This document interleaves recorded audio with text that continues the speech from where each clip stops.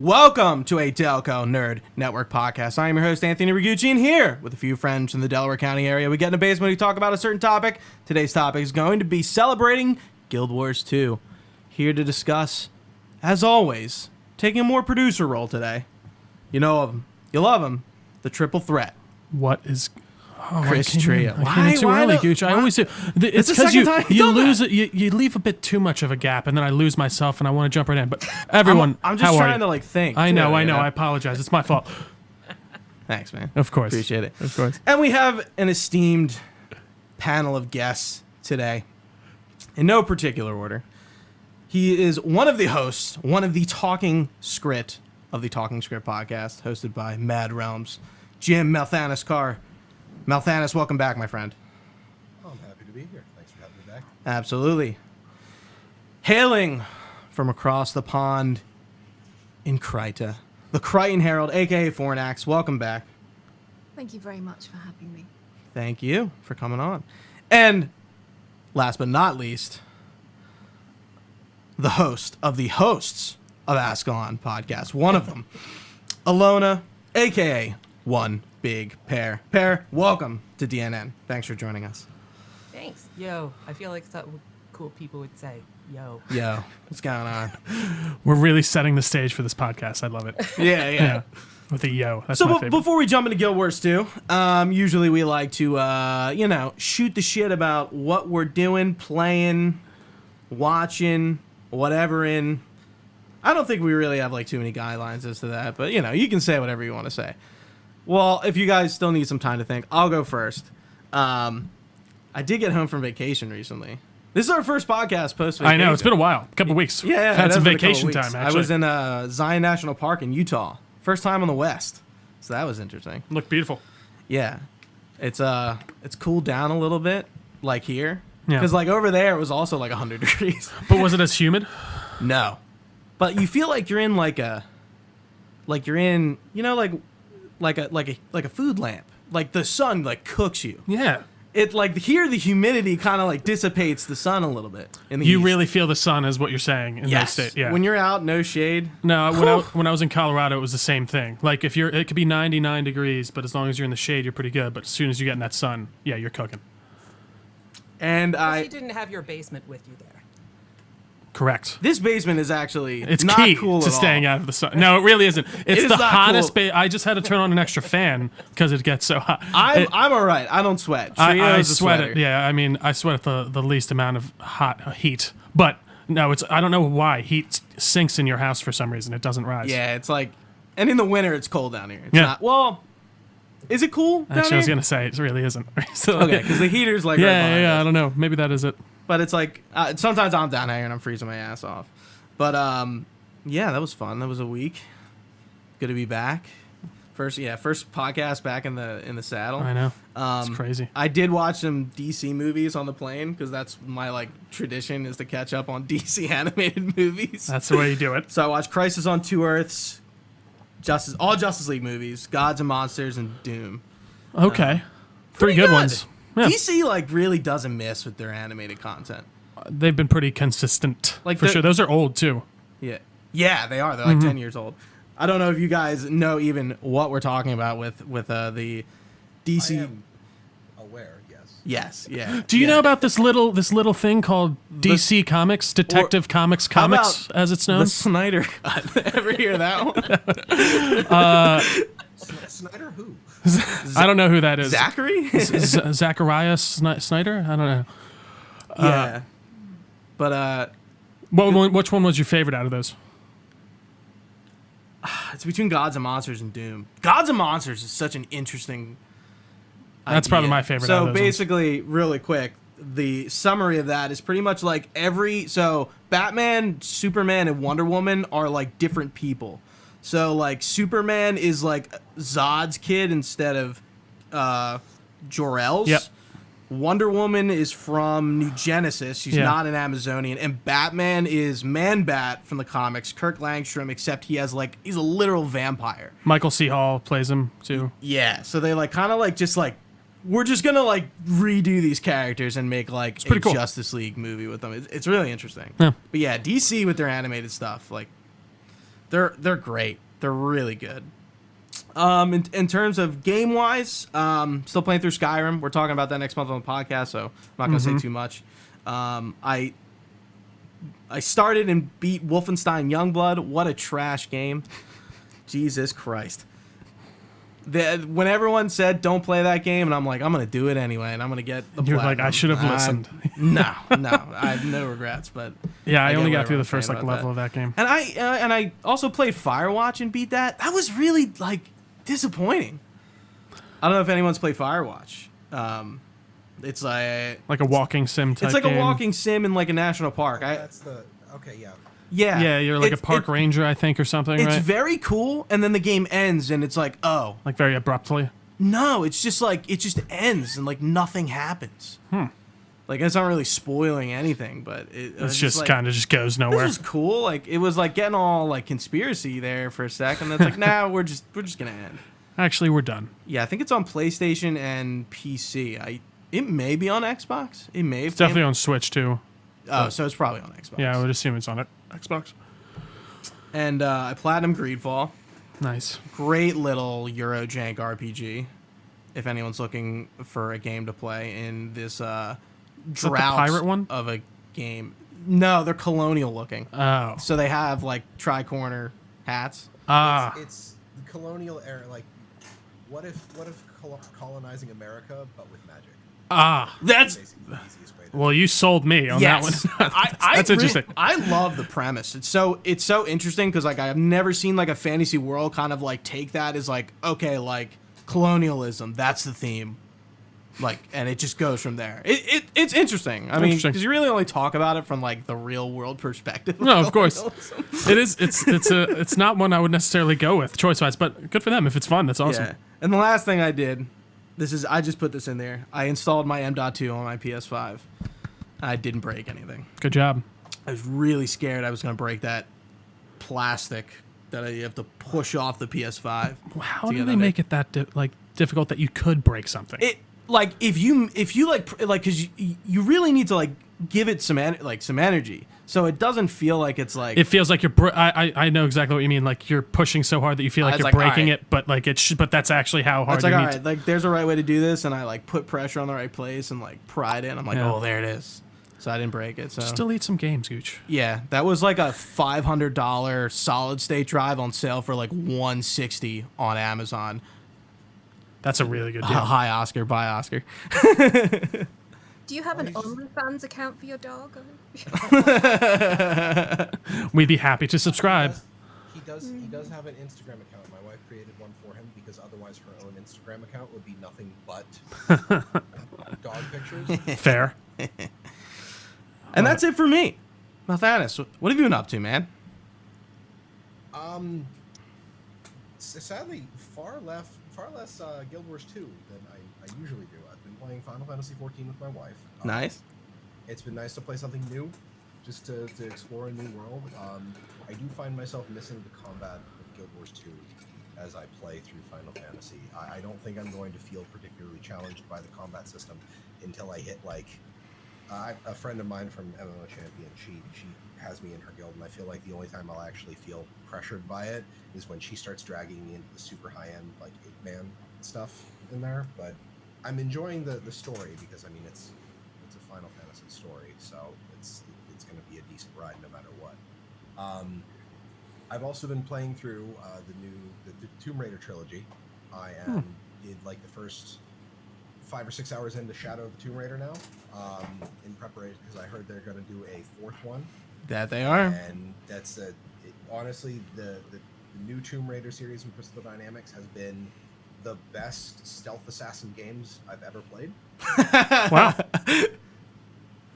Like it really. It's an interesting take. You can creep around with the bow. No, you really can. Yeah. You can. Yeah. And it's a ton of fun.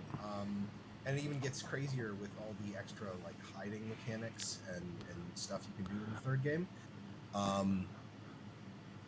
Then the last thing I've been playing is because this is something Deo tagged me in, so it's the only reason I'm particularly thinking about is like your top 3 go-to games right now. The Yeah. 3rd one is Vampire Survivors. which has been the highest value $3 I have spent on Steam in a very long time. Is that like shoot 'em up thing? Yes. Yeah. It Okay. is a like old school Castlevania themed bullet heaven. Huh. Bullet heaven. I was told the distinction of bullet heaven is when all the bullets originate from you. And a bullet hell is where they originate from, not you. Yeah, when you're. Or when you're getting, when you're done. Oh, Interesting. interesting. It's the first time I've ever heard Yeah, I of would this. never. Yeah, it's a good distinction to know, Brand though. new information. Yeah. Yeah, Writing that down. we're learning. But it's I highly recommend it. The dev is actively updating it. Like I think it's been patched in the 2 months I've had the game. I want to say it's been patched 5 or 6 times with new content every single time. So That's really cool. And it's only $3, you said? $3, $2.99, And then that gets you all the updates and such. everything. Wow, that's a pretty sweet deal. I think it's also on itch. Huh. But Is that itch.io, that thing? yeah, Yeah, okay. yeah. But I've I heard was of it. looking at it. I'm like, okay, browsers with this level of stuff on the screen. Not to mention like there's enough content that I was like, okay, I can spend $3, and I've easily put 60 hours into the game already. Because every Nice. level That's caps really out cool. at like 30-35 minutes, and then you run up into a hard wall where death shows up and just says, Nope. Oh wait, so the game just like it'll like it caps you like that? Yes. Like it just ends it? there is you can fight death. Yeah. The first death that shows up, and if you beat death, which requires some very specific actions that you have to take, and then there's another death that shows up after you kill death, and it's just like, no, you can't fight this death. It's just Later. Interesting. That's very deep. which is fine, because like at that point you're 35 minutes in, the screen is just full of enemies and there's collision with everything, so like there's nothing more they can throw it. So Huh. I don't mind it ending there. Sure. That's an interesting mechanic, though, for sure. But other than that, other than that, I've just been wasting away at my office because I'm in the middle of a giant project that I have to be like on call for. At your office? At my What a lucky guy. Gooch is the only one that I meet that really says that. I hate working from home. Well, the problem is like it's a huge project involving all of our project management software. Sure. And we're changing that, and I have to wait for that to happen. And then I'm also trying to hold together another project that requires that to be done. So I'm basically twiddling my thumbs, but I can't start any of the other projects that I want because I will just have to drop those the second big thing is done. That's frustrating. it's like a- It's my brain is melting because I'm sitting there staring at my screen like helping with help desk tickets, phone calls, and that's it. Plebeian stuff. I get you. My work isn't like dead, but yeah, I been there, done that. Where you're just like, I have nothing to fucking do. Or yeah, you have to like just finish up what you're doing now. Before But you can that's even where move on. working from home comes into play. No, yeah, it's for sure. actually good. Well, With, that's also why I have Vampire Survivors in Minecraft installed on my laptop. There you go. there Yeah. you go. What they don't know, you know. Like the thumbs up. Pear, would you like to go next? Sure. Other than Guild Wars 2, I mostly just what am I watching, what I'm playing are kind of one and the same because Yeah. I can't watch TV and not play games on my phone. So so I do both at the same time. Yeah. So it's mostly just games on my phone and or iPad, and they're all just like card games and backgammon and hidden objects games and scavenger hunt games. So just really mindless stuff, which I quite enjoy. Sure. And then other than that, it's just Guild Wars 2. It's the only one. I've learned a long time ago that I really only like sitting at the computer for games that other people are also playing with me. I see. Yeah. Really. So single player games, as much as like I can love the story, I could love the experience, but like I get about 20 minutes in, and I'm like, okay, I'm bored, Sure. and I have to get up and leave. So Yeah. that's a fault on my part. I feel- wouldn't say feel- that's a fault. That's just a preference. I feel like I have like the same thing with like just like looking at my phone. I pick up my Ugh, phone all the time. It's such It a is- Yeah. bad. No, it is really a habit. bad habit. I do the same Like when you're exact playing thing. games and like literally like I get like a split second of And time I'm like, and phone? I'm on my phone. It's No, just I know like, what can you mean. Not? My husband gets mad, says I treat TV shows like podcasts.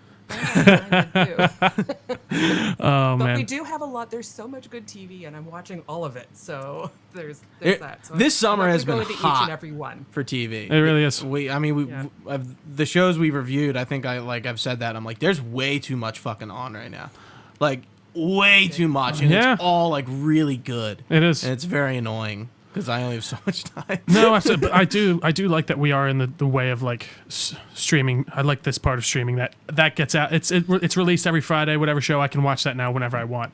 But like, whereas I do kind of miss the Game of Thrones aspect of it's 8 o'clock every Sunday. Let's sit down and watch.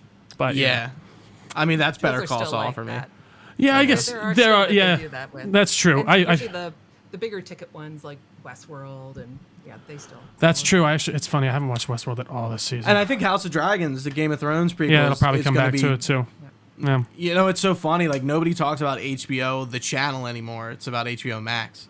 No, it's true. Nobody talks about it like it's like, you know, the TV channel HBO. Well, but I still mean, exists. and I know like for Game of Thrones, like when it would premiere at 8 o'clock, it would go right on to HBO Max too, right? Like, Right. yeah. So, Yeah. or whatever it was. They had HBO Max, HBO Go, HBO Now. HBO whatever, HBO Yeah, Now. Yeah. Oh God. But Malthanis, work has taken a lot of my Guild Wars 2 time because I'm sitting at a computer all day, and then the last thing I want to do is Yeah. Sit at the computer more. evening. Yeah. And also although I have the opposite of twiddling my thumbs, my manager is on sabbatical for a month, and another of my teammates left for another position, Oh, and so it's That's the me and worst. one other person. So like, Jeez. and I'm the place is backup on for the fire. manager. Yeah, yeah. Jeez. It's actually been going good. All right, that's awesome. Considering, but it just means don't really have a lot of time to do anything other. You're treading water and trying to stay up. Sure. But so that part hasn't been. I mean, it's going fine, but it's not great. But it's going fine. There. That's good to hear.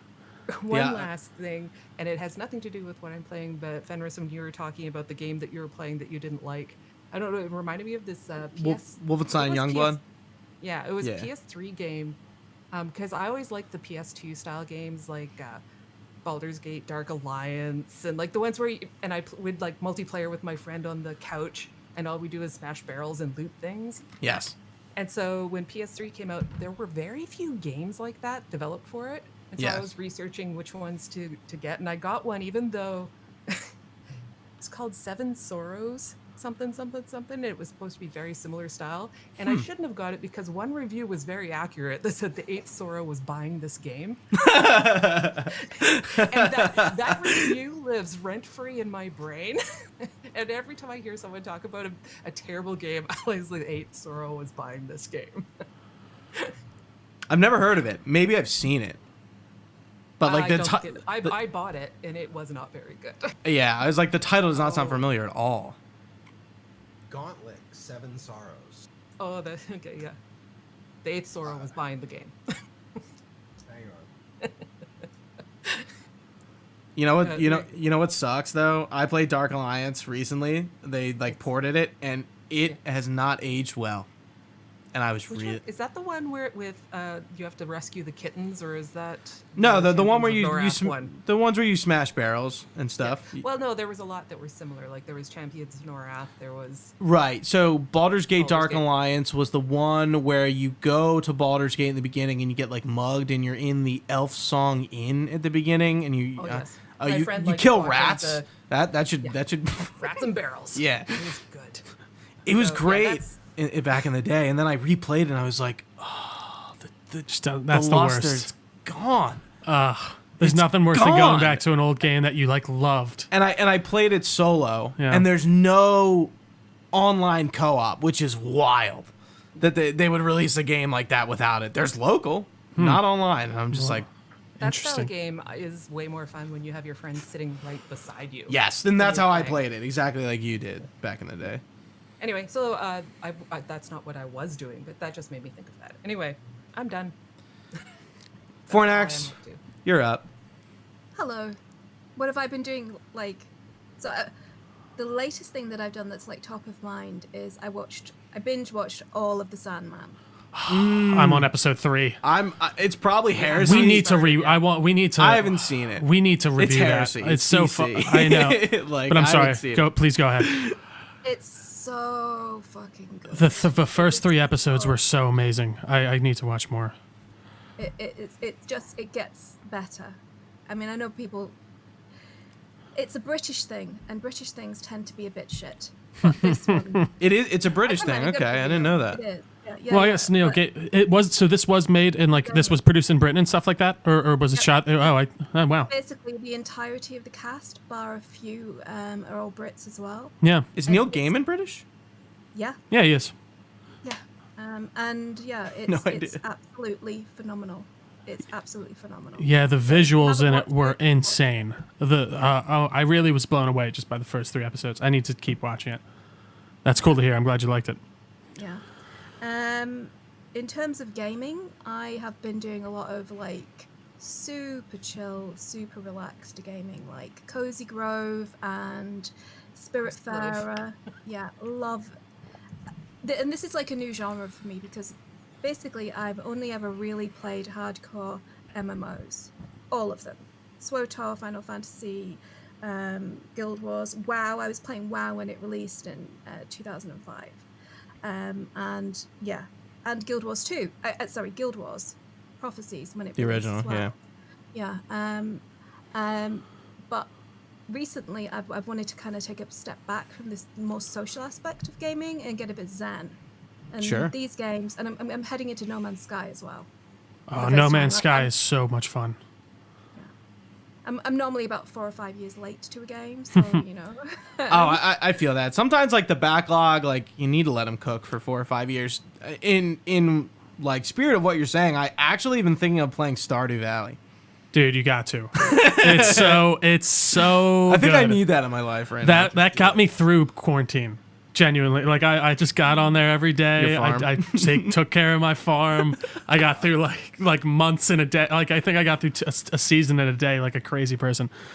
How many times did you get divorced? That's the question. I didn't get divorced actually. I think I had one. I had what's her, I can't remember the names. I'm so terrible. Who's the purple haired lady? I can't remember her name. No idea. I can't. But like I only got married Here. once. Yeah. Good for you, man. No, I stay true. That was I think I bought Stardew on the Switch, and it was before a show, and I knew it was going to be a long show. So Yeah. I finished the buy, I downloaded it on the Switch, and I handed it to my wife, and then the podcast ended 2 hours later, like I thought it was going to be. And I come out, and she's on like I think day 24 of spring. Yeah. And I'm just like, yep. You can. Oh, it's so easy to get locked into that game. Really, especially if you liked it. And, It was funny. it's something different. Like sometimes It's I'm like, definitely one of the more different games I've ever played. That's oh definitely look, not the usually up my alley. third person action game I played in a row. Mm-hmm. Great. Like there's too many of those. It's truly an indie game. I mean, a single human being. Yeah, can no, do that. it's astonishing. it really. I don't is. think I knew that. Yeah. One dude. I remember my ex at the time. She got because I saw her playing. And I'm like, oh my god, that looks crazy. And she was like, yeah, only one person made it. It's crazy shit. Does he have a team now? I feel like he Yes. that. Okay, yeah, that's what I Yeah. thought. to Yeah, help I with was the like, that updates game's and made such. boatloads of money. But no, it's yeah, dude, it's really great. Yeah. I also actually, so I'm an MMOaholic, and I dived back into Lord of the Rings Online. That's still like going. Interesting. Yeah. Jesus I want, Christ. I love Tolkien. I love the universe. I've read the books. I've Sure. got all the movies. A friend of mine is like a complete geek about it, and he can quote. He's just like balls deep. Sure. Anyway, but I wanted to see what it's like. I mean, graphically, it's a bit shit. Sure. But this, Yeah. but the problem is that, not the problem, but I guess it's still a bloody good story. That's And cool. I'm so sad that it doesn't get the visual love that it deserves in this game. I'm kind of seriously hoping that it gets a new iteration, or at least got a graphical upgrade. I mean, graphical upgrades are the thing at the moment. Final Fantasy's getting one. World of Warcraft has been undergoing one for a considerable period of time. Even Guild Wars 2, you can see the fidelity difference between vanilla and the current content. It's night and day. So fingers crossed, some love for that franchise. It always blows my mind how little like Lord of the Rings stuff we've gotten in the way of games and things And like that's that. Like, not in canon, I assume, right? no, right? those old games from like the PlayStation 2 and 3 area were Third Age? so good. Yeah. What a title. What a title. it's kind of sad that they definitely deserve some love. Mm-hmm. I'm kind of nervous about the Amazon, not for Rings the, of Power. for the- yeah, not for the racist asshole stuff that some people have been talking about, but Yeah, I just want them to make sure that that you can respect the source material and have diversity. I mean, I did Yeah. a whole video on Oh, absolutely. how Iluvatar, like he sung the universe into existence. The only limitation on the representation of humanity and elves was his imagination. So, yeah, suck it up, guys. It's a fantasy world created from the mind of a god. No, I really unfortunately think those are just the loud assholes online. I genuinely like to believe most people aren't. Like, if they have a real, genuine critique of it, it's not because of that. It's because they think the world isn't necessarily. But you just got the loud yeah, assholes and if people online. don't like it, like, you know, that is gonna, like, you know, people are gonna be like, well, it's Well, that's the thing. It can gonna swing the get- other way. It's like when Yeah. someone actually has a real critique of it, then someone will be like, "Oh, what? You just don't like it because of that?" It's like, Right. no, well, that's not it. It's, Yeah, it's yeah. just because I don't like Yeah. the story choice that they've judged here. But Yeah. no, I have that Discord There are online. It reasons. sucks. I think here's the thing. I think with a fan base that big, even if half of 1% are assholes, it's a large. It's number so of true. people. I And if it's so true. They're so vocal. It's like World of Warcraft gets a bad rap for having a bad community, and that's absolute horseshit. There is 99.9% of the people I know who play the game are fantastic, wonderful, normal human beings. Yeah, it's like the It's larger the that fan base, yeah, guys. the larger the fan base is, the larger that small sect is, but the louder it seems. So, and I think that's how it goes with like everything, Marvel, DC, I feel like pop culture bullshit now just comes down to that. It's so frustrating. I think I the, thought. Oh, sorry, go on. I was going to say, I think my favorite phrase I've ever heard on that is "Don't yuck someone else's yum." Yeah. No. Just like if you don't like it, Towards that's me. fine. That's Don't an- poop on what other people like. No, If they yeah, like there's it, don't tell them that they're dumb for liking it. that's the word. And my other thing I hate is when someone's like, "Oh, you don't like this? You just don't get it." It's like, no, that's not. Just like what you like and or don't like what you don't like. I don't care. But as long anything can be good until it's not. That's how I view things. But I mean, what's wrong ahead, with yeah. voting with your feet? Yeah. Yeah, Don't exactly. Like it? Don't show up. exactly, Don't show don't up. watch it. You don't have to subscribe to things. You don't have to. and that's why I didn't get Assassin's Creed Odyssey. Exactly. No, and I will give you that. You really didn't like that, and you Like, put your money literally, where your mouth was. I you didn't stopped want to. playing the series. Yeah. I don't think I've ever done that with And it was because because it was a woman life. protagonist, right? No, I'm kidding. no. I would, if I played Odyssey, I'd play Cassandra. Well, no, the thing that I played Cassandra. The thing that annoys me so much about the origin apparently story she's was that better than the dude. well, Origins, it was supposed to be what's her name as the main character, and they didn't make it her because they were afraid people wouldn't buy the game because it was a female. Yeah, lead. that's like which a is like, headline at this point. I mean, I don't know. When did that come out? 2011. It's stupid. But When did what come out? Origins, Assassin's Creed. 2011? Yeah, You nuts? is that really early? Origins is like 16. yeah, like 5 years I don't know. later. What year is it again? 2028? No. I'm kidding. 2022. All right. Year of our Lord. Yeah. In terms of work, I've just finished a Guild Wars 2 video, which was basically Final Fantasy versus World of Warcraft versus Guild Wars 2 endgame gear, and why, objectively, Guild Wars 2 has the best endgame gear basically in the MMO gaming multiverse. So, yeah, come at me, bro. I'm ready for it. I love it. I accept this, but I Yeah. also don't.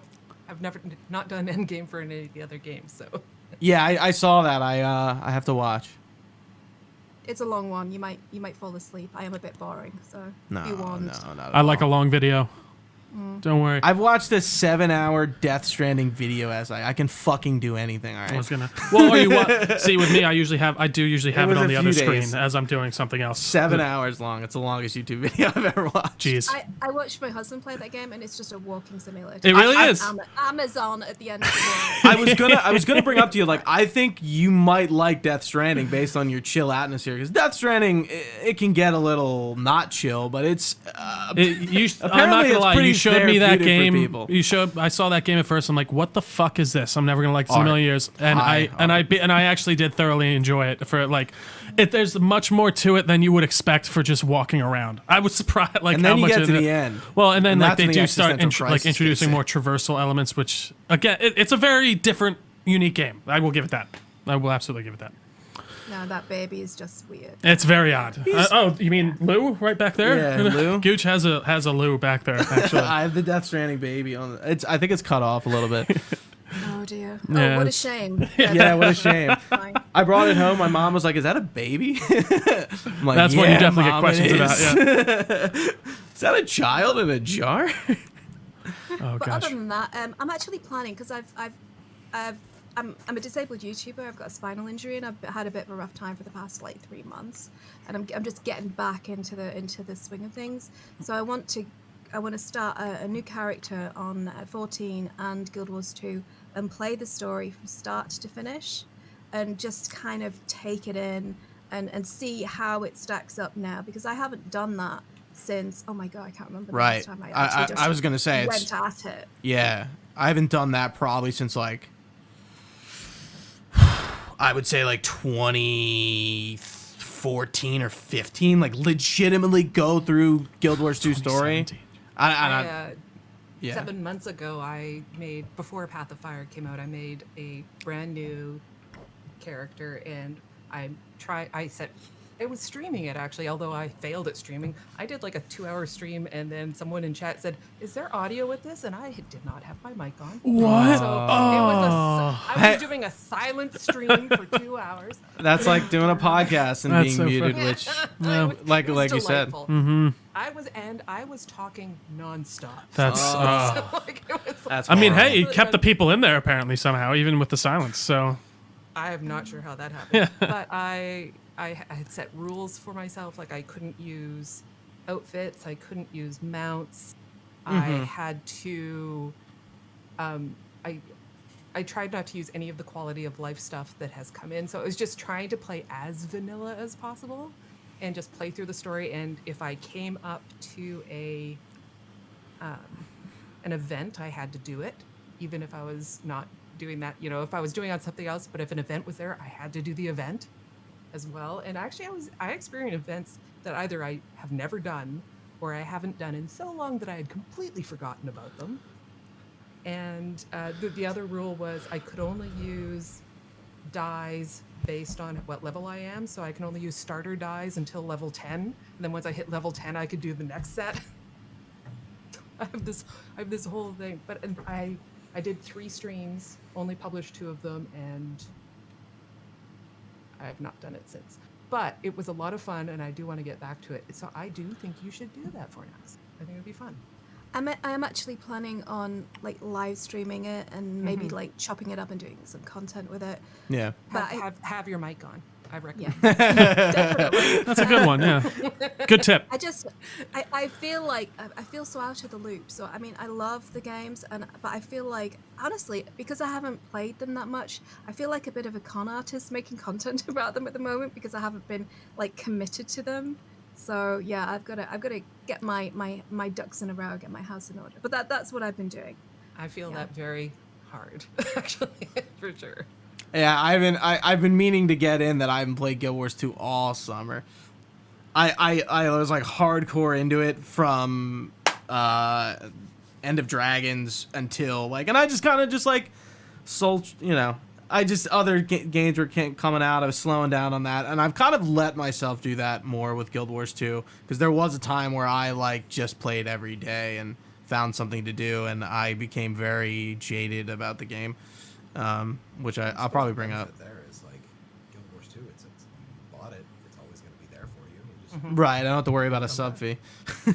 Like, oh, I gotta cancel it, or oh, I'm paying for it. I gotta play it. Which I mean, was and they're like, still like- supporting it, right? Too, Yeah. like so. yeah. Yeah. I spent It's a not lot like of you money. sit down and go, "Oh, I have nothing to do." You probably have a lot you could work on. or Oh or yeah, play yeah, at for or sure. something. It's not like I'm just like, yeah.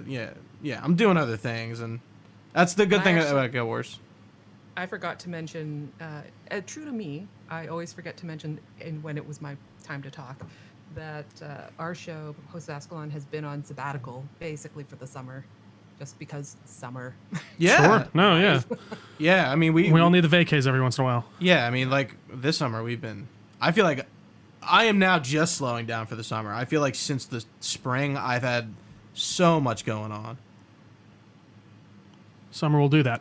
Yeah, Like that's, yeah, like especially every if weekend. you have it Weddings. packed out for the whole I summer. had like 3 grad parties this year. I haven't had a grad party in like 7 years. yeah, no, it's weird. They always like come on top of each other. Mm-hmm. But anyway, Fornax, was that it? Before I move on to Trio. I think so. Yeah, I'm good.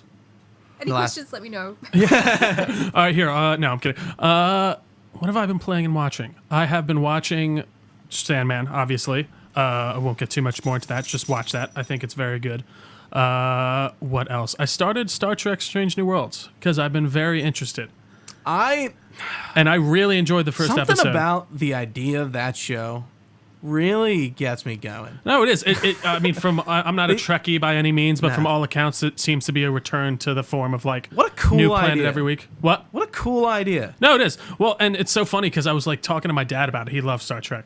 And Does he know I'm like, about yeah, that this is pilot? like Chris Pike and like, oh, he's like, oh, and Spock's like his like he knows. He's like, oh, so it's like a prequel. I'm like, oh yeah, it is. And yeah, no, it's very cool. I think it's super well done in the way of the budget's there. Like it looks beautiful. All the CGI is great. Even when you're like on Vulcan and stuff like that, like it looks movie quality. It looks really They knocked good. it out of the park with casting, like getting. Got They the really right did. People in the Yeah. right roles. They And- got the writing is good. Anson It's just- Mount as Pike, I my love. Like he Why really can't is. Star Wars be good? No, I know. Like, well, what's like this. the deal? No, this is just so like it really does. I'm very happy for people who are Star Trek fans because it does seem like they finally. I know Discovery has been a bit hit or miss. I feel like I've heard. I think Picard as I've well. heard terrible things about. Yeah, I don't. I did hear bad but things again, about I don't Picard. know anything, so I can't really speak to it. It's just more of the people I as far follow. As I'm concerned, even bad Trek is good Trek. But Sure. Yeah. It is so funny. I saw like a meme one time, and it was like Star Trek fans taking whatever they can, like just taking, like getting everything. They're like, this is great, and then it's a Star Wars fan getting like the Mandal, like Boba Fett. And we're like, what the fuck? Like the tube down we're the throwing. throat and it's being shoveled down there. Yeah. But no, I mean it's beautiful. The set design's amazing. Like they said, the cast is awesome. I thoroughly am enjoying it. You know what else I've been watching with my girlfriend? Ink Master. Fucking, you know Chris the- Martinelli, right? Yeah, He's been on that show. he was on Ink Master. He got tattooed on that show. When did do you know which season? No, I'll have to ask. That's him, so but funny he because did. I He definitely still has it. It's on we his skipped the chest. first two, but no, it's funny. I'm not usually a reality show person, but I do appreciate a reality show where there's at least something that they actually have to judge. Like, do you ever watch Face Off? When that was on, Yes. I love that show. I don't know if you Face guys Off? watched Face That Off. was It on was like a Sci-Fi, right? prosthetic. Yeah, it was like lot a of cop- prosthetic makeup competition. Were there cosplayers on that show? Or was that, There no, was that another one. They Heroes of tried to do Cosplay. like a cosplay Yes. show. Yeah. But no, Face Off was a lot of fun. But what else have I been playing? I've been replaying Prey just because I want to. That game's so much Still fun. got to play that. Love that game. And also God of War, since we got Ragnarok coming out soon. I'm just literally mainlining the story just to kind of go Did through you see me in Discord be like, it's gonna get delayed? it. What, God of War? Yeah. Oh, you really think so? I don't know. I think I was just kind of being funny about it because like Midnight Suns and Hogwarts Legacy But got delayed this week. I'm like, Hogwarts, we're like, fucked. if you didn't see Hogwarts the delay for Hogwarts coming, I don't know what to tell you on that. but I didn't That was care. like, well, it does suck, though. I saw that date and I was like, oh yeah, yeah. it was always coming out then, right? Or like they No, didn't yeah, have it was, a date. well, And I it was like, oh, no, wait, it Q4 got delayed. It got 2022. delayed. I was Yeah, like, it was oh, originally shit. supposed to be. But yeah, that's really it. Trying to catch up on my back catalog. I've been really trying to play Deathloop, but I just can't sink my teeth into it for some reason. I don't know what it is. But other than that, Gooch, really not much. Can't speak to really anything else. But yes, go watch Star Trek. That was really my major takeaway this week. I freaking love that show. But I'm only one episode into, so take that as you will. Friend of ours, they were on a long road trip this summer, and we were as well. And so he and I were passengers, and so they were saying, important question: who's your favorite character on Star Trek: Strange New Worlds? And I replied, Pike's hair. Pike's, I was gonna. Yeah, please go ahead. And so that he replied, I'm like, Ian said, this is a serious question. And I was like, Rephrase. But it's, right, I the mean, real his hair genuinely is magical. I honestly, I noticed it too. I was I- like, if I could have the Pike flow. It is so good. I- Pike's Peak. Pike's Peak. I saw like Anson Mount, Yeah. you know, Black Bolt, famous, not famous. As he's known for. Yeah, right. Yeah. I saw like that clip of him. I'm like, you know me. I Yeah. mean, I love Steve Harrington's hair, Sure. but I'm like, Yeah. Handsome man. First thing No, I he- noticed, I was like, He nice definitely hair. feels like that classic. And again, I didn't really watch Star Trek a lot, but even just as an outsider in, that like kind of classic starship captain, like Kirk style. Like he's got that super strong jaw. The way he taught, the speech he gives at the end of the first episode was really great. He's awesome. He's definitely my favorite part so far. You'll enjoy moving forward then. I'm excited. There's- I'm definitely And his hair goes to like, it's like at one point the hair and makeup team were like, let's do this. Yeah, we're in it. Yeah, Let's- and it's just it's let's such a really good do it silver. this time. Like it Let's really. mess with all the Let me fans. Yeah. put those hands through that head of hair. Oh man, I love it. All right, so let's talk about what we're supposed to be talking about today. Guild Wars 2. It has been 10 years, believe it or fucking not. And it does not feel like it. Honestly, It doesn't. it almost, I kind of want to say it almost feels like longer. But I just feel like I was in high school. I was at the end of high school 10 years ago, which is an odd thought to think about. Yeah, from that perspective, I could see how it would feel longer, like because that's a big shift Yeah, I literally, in your life. 2012, Excuse me. I'm a junior in high school and, graduate the next year. So, like, I remember that, like, right before school started, getting into Guild Wars 2 when it came out. And then I graduated, and then I went through college, and now I'm an adult. So, yeah, I had literal very big life shifts throughout this whole game. But yeah, I guess really, I guess where I wanted to start is sort of like going back to 2012 and a few years before, because I feel like Guild Wars 2 kind of had this hype train to launch. And I'm thinking back and I'm kind of wondering, like, what was it just me, or was like everyone just as like amped as I was? And I was like, maybe it's a little bit of both.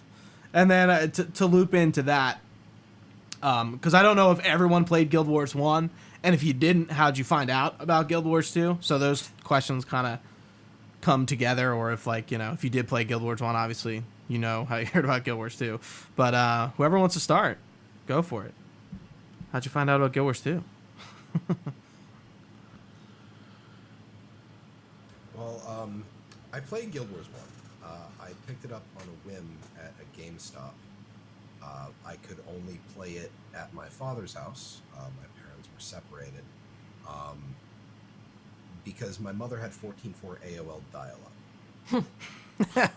So Jesus and that Christ. took up the only phone line in the house. So the only times I could really the only times I could really swing it for using the internet for games was give me 45 minutes to download the Diablo 2 patch. And that was about it. Since that was during the heyday of Guild Wars 1, most of my time was spent starting new characters, getting a few missions in to all of the campaigns, and then forgetting where I was by the next time I had a chance to play the game, because there was only one computer at my father's house and I had 3 siblings. However, I love what I saw from the world. The idea of having, because I had played a whole bunch of like tiny MMOs, because I mean that was the heyday of MMOs. Everybody was creating an MMO. There were how many coming out of Korea every week. The limited abilities. Like, sure, you had tons and tons of abilities, but you could only use 8.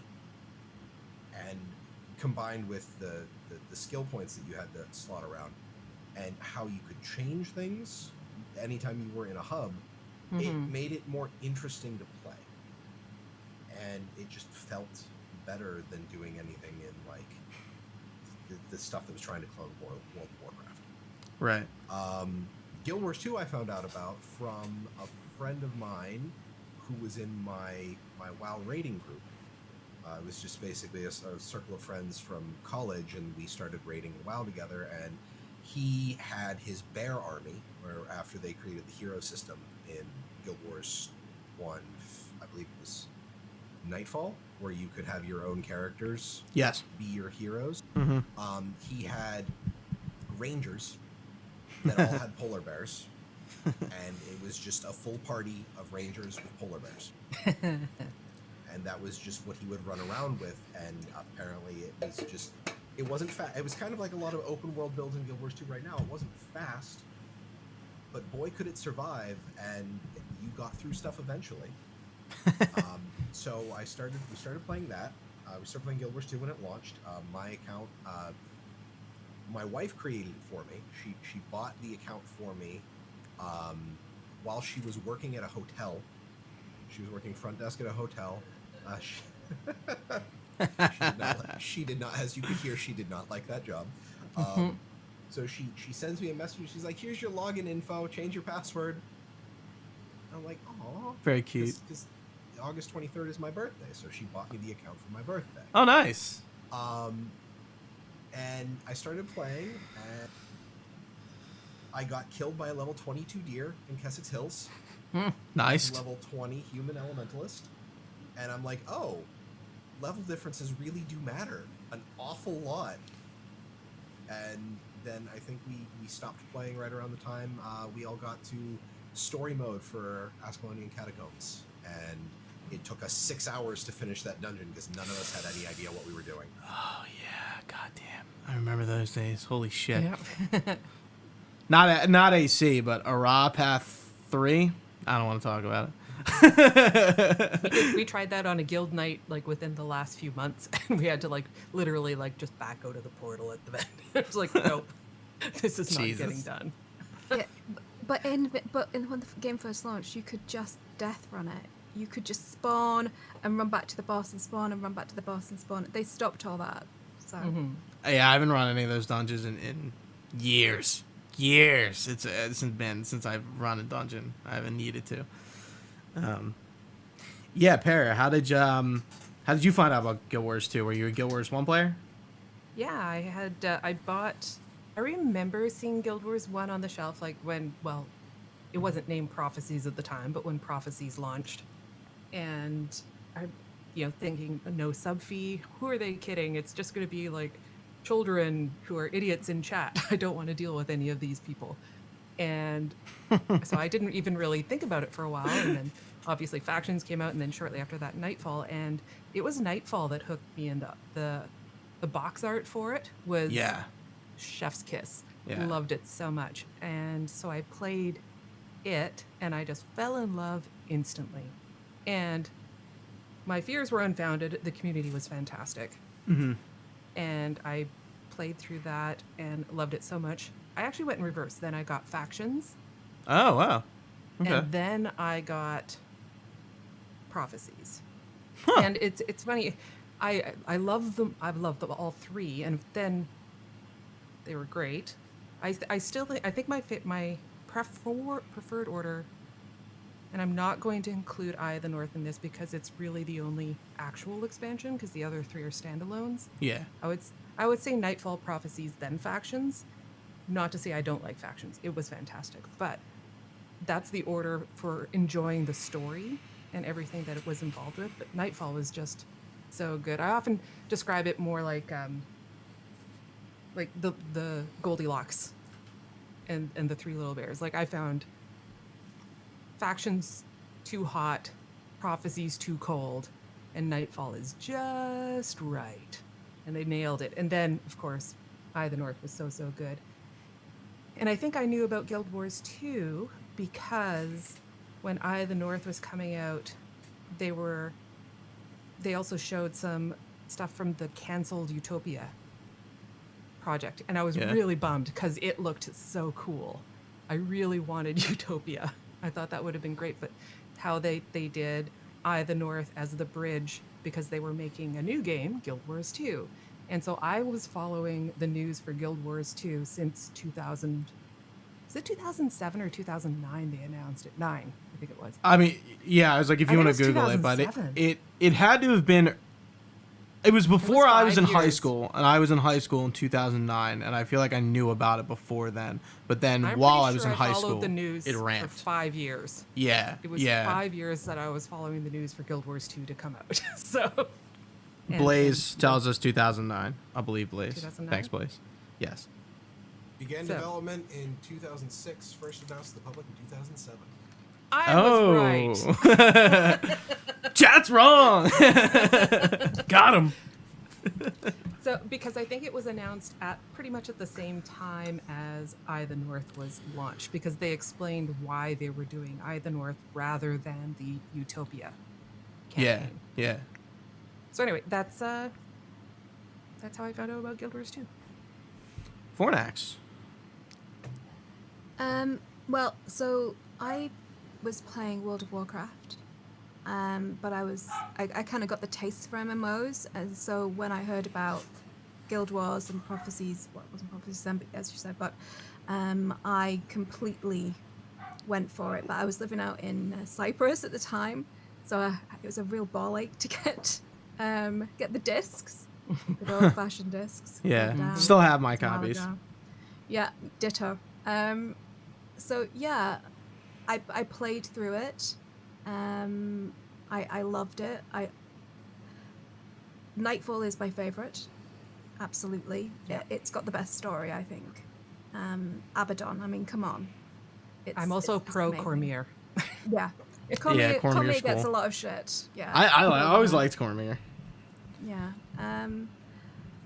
But then again, I had characters in pre-Searing Ascalon because it was just absolutely beautiful place. Absolutely.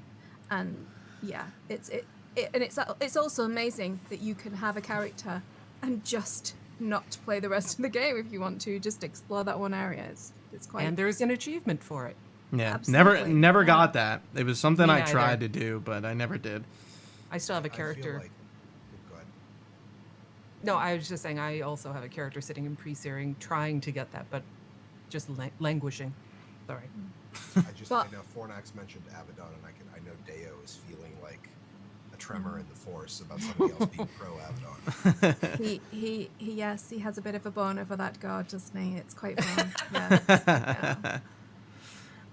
Yeah.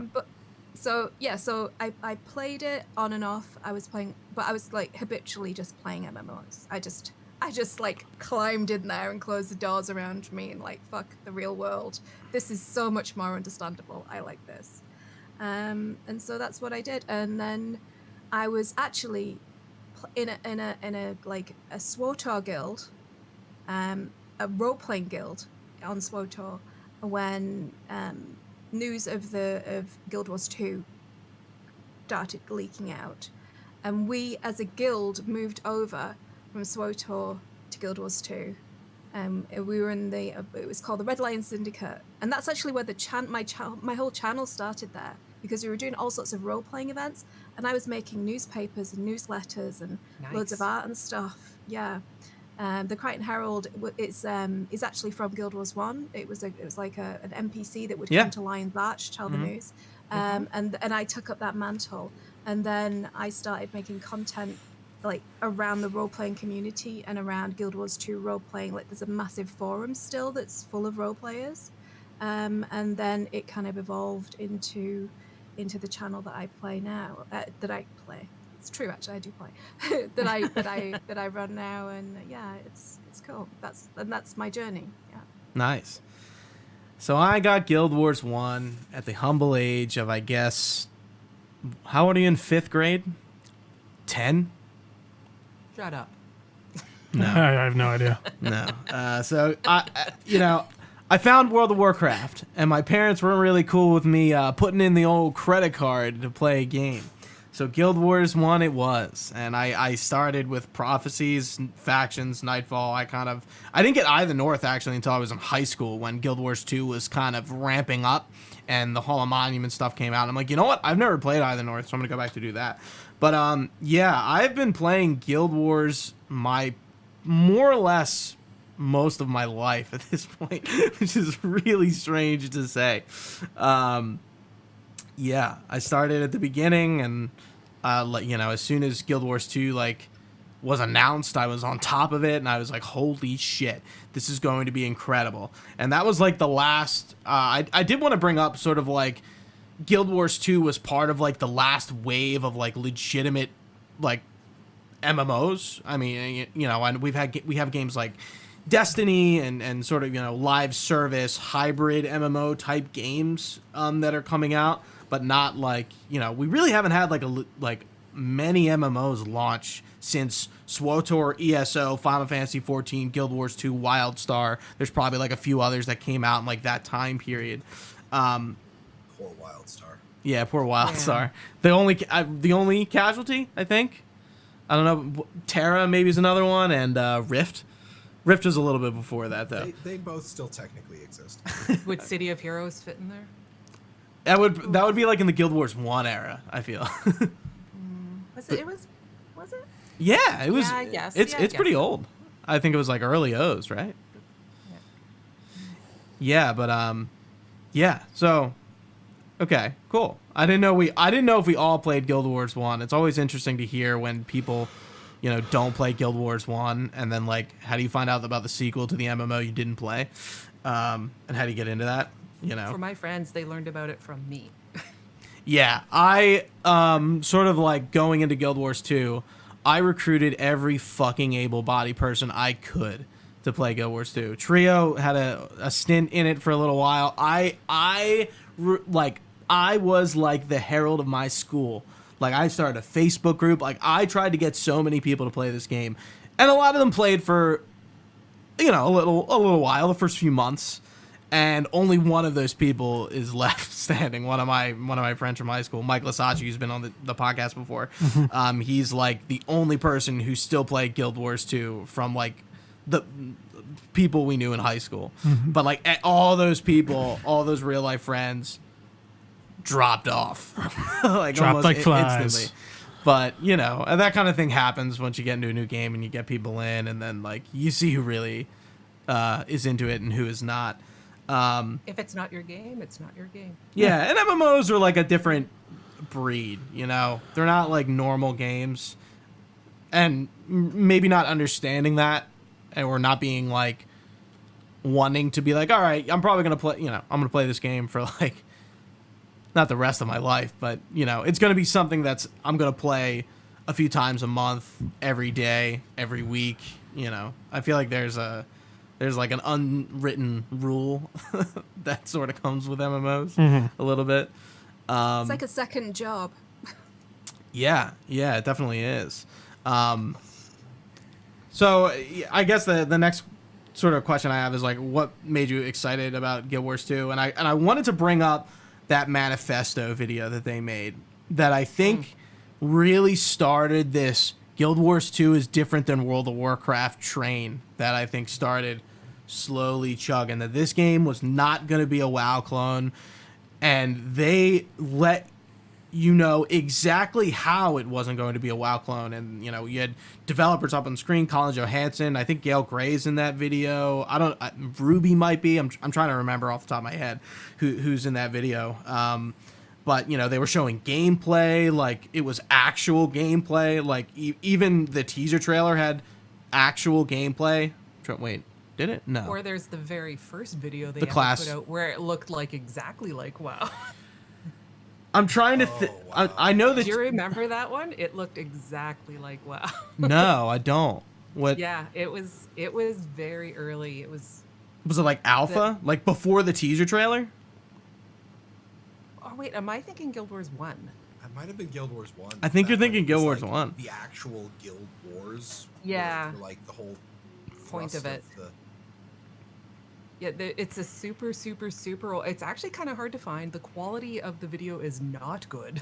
Yeah, because I just remember... because YouTube at the time, things were low. Yeah, I remember it being the teaser trailer, which was all the concept art moving. Then the races trailer, which had some gameplay in it, and that was the Sylvari original design for them. And then like the manifesto video, I think, came out in between those two things.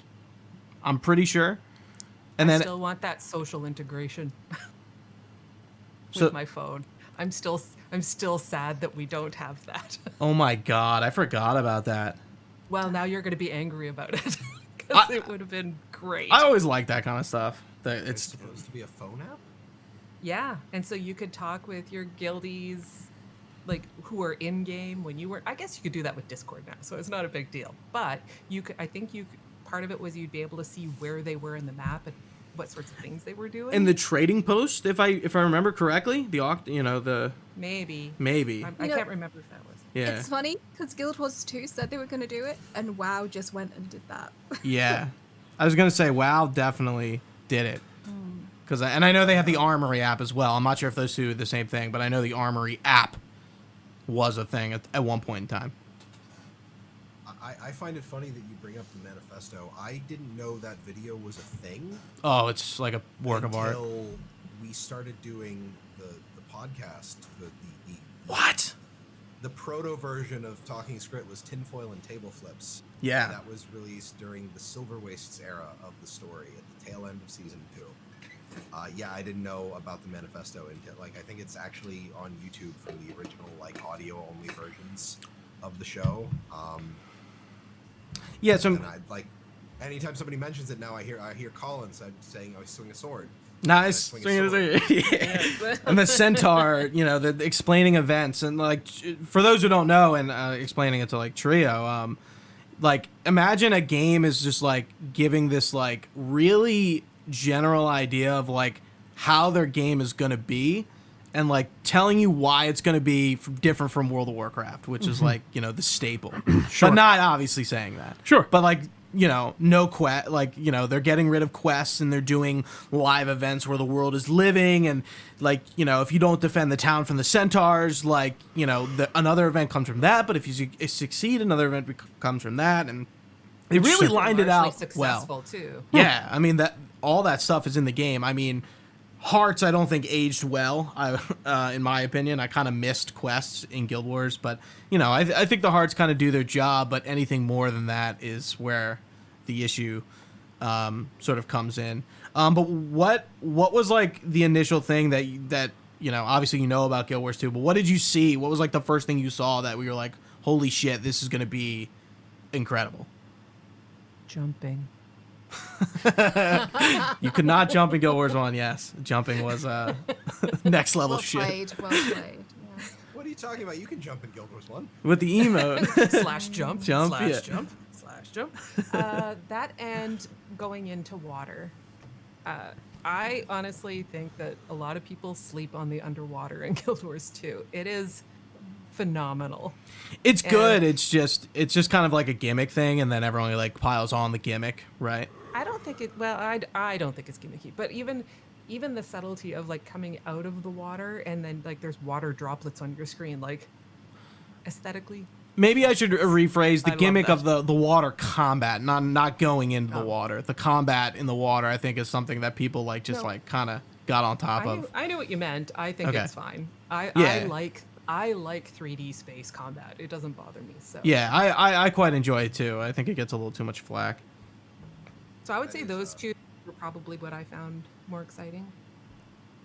Yeah, I think that the one thing that we talk a lot about on Talking Script is the Guild Wars 2's underwater combat is the best underwater combat of any MMO ever, and the only problem is that it's still just underwater combat.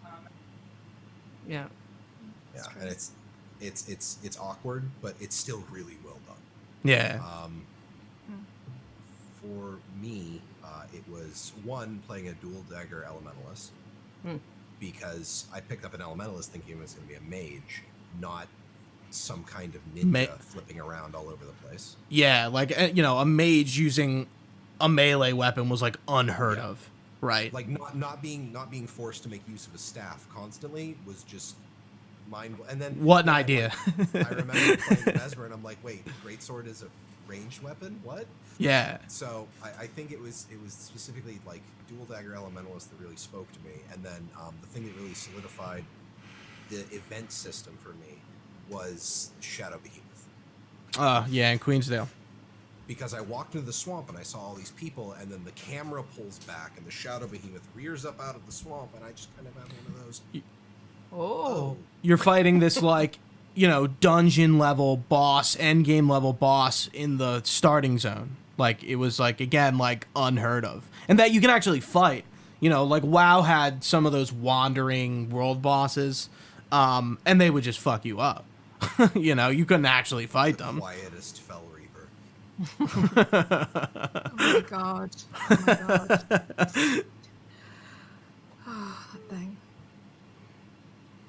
What about Fornax? What made you excited for Guild Wars 2? I liked the incredible beauty that the game had.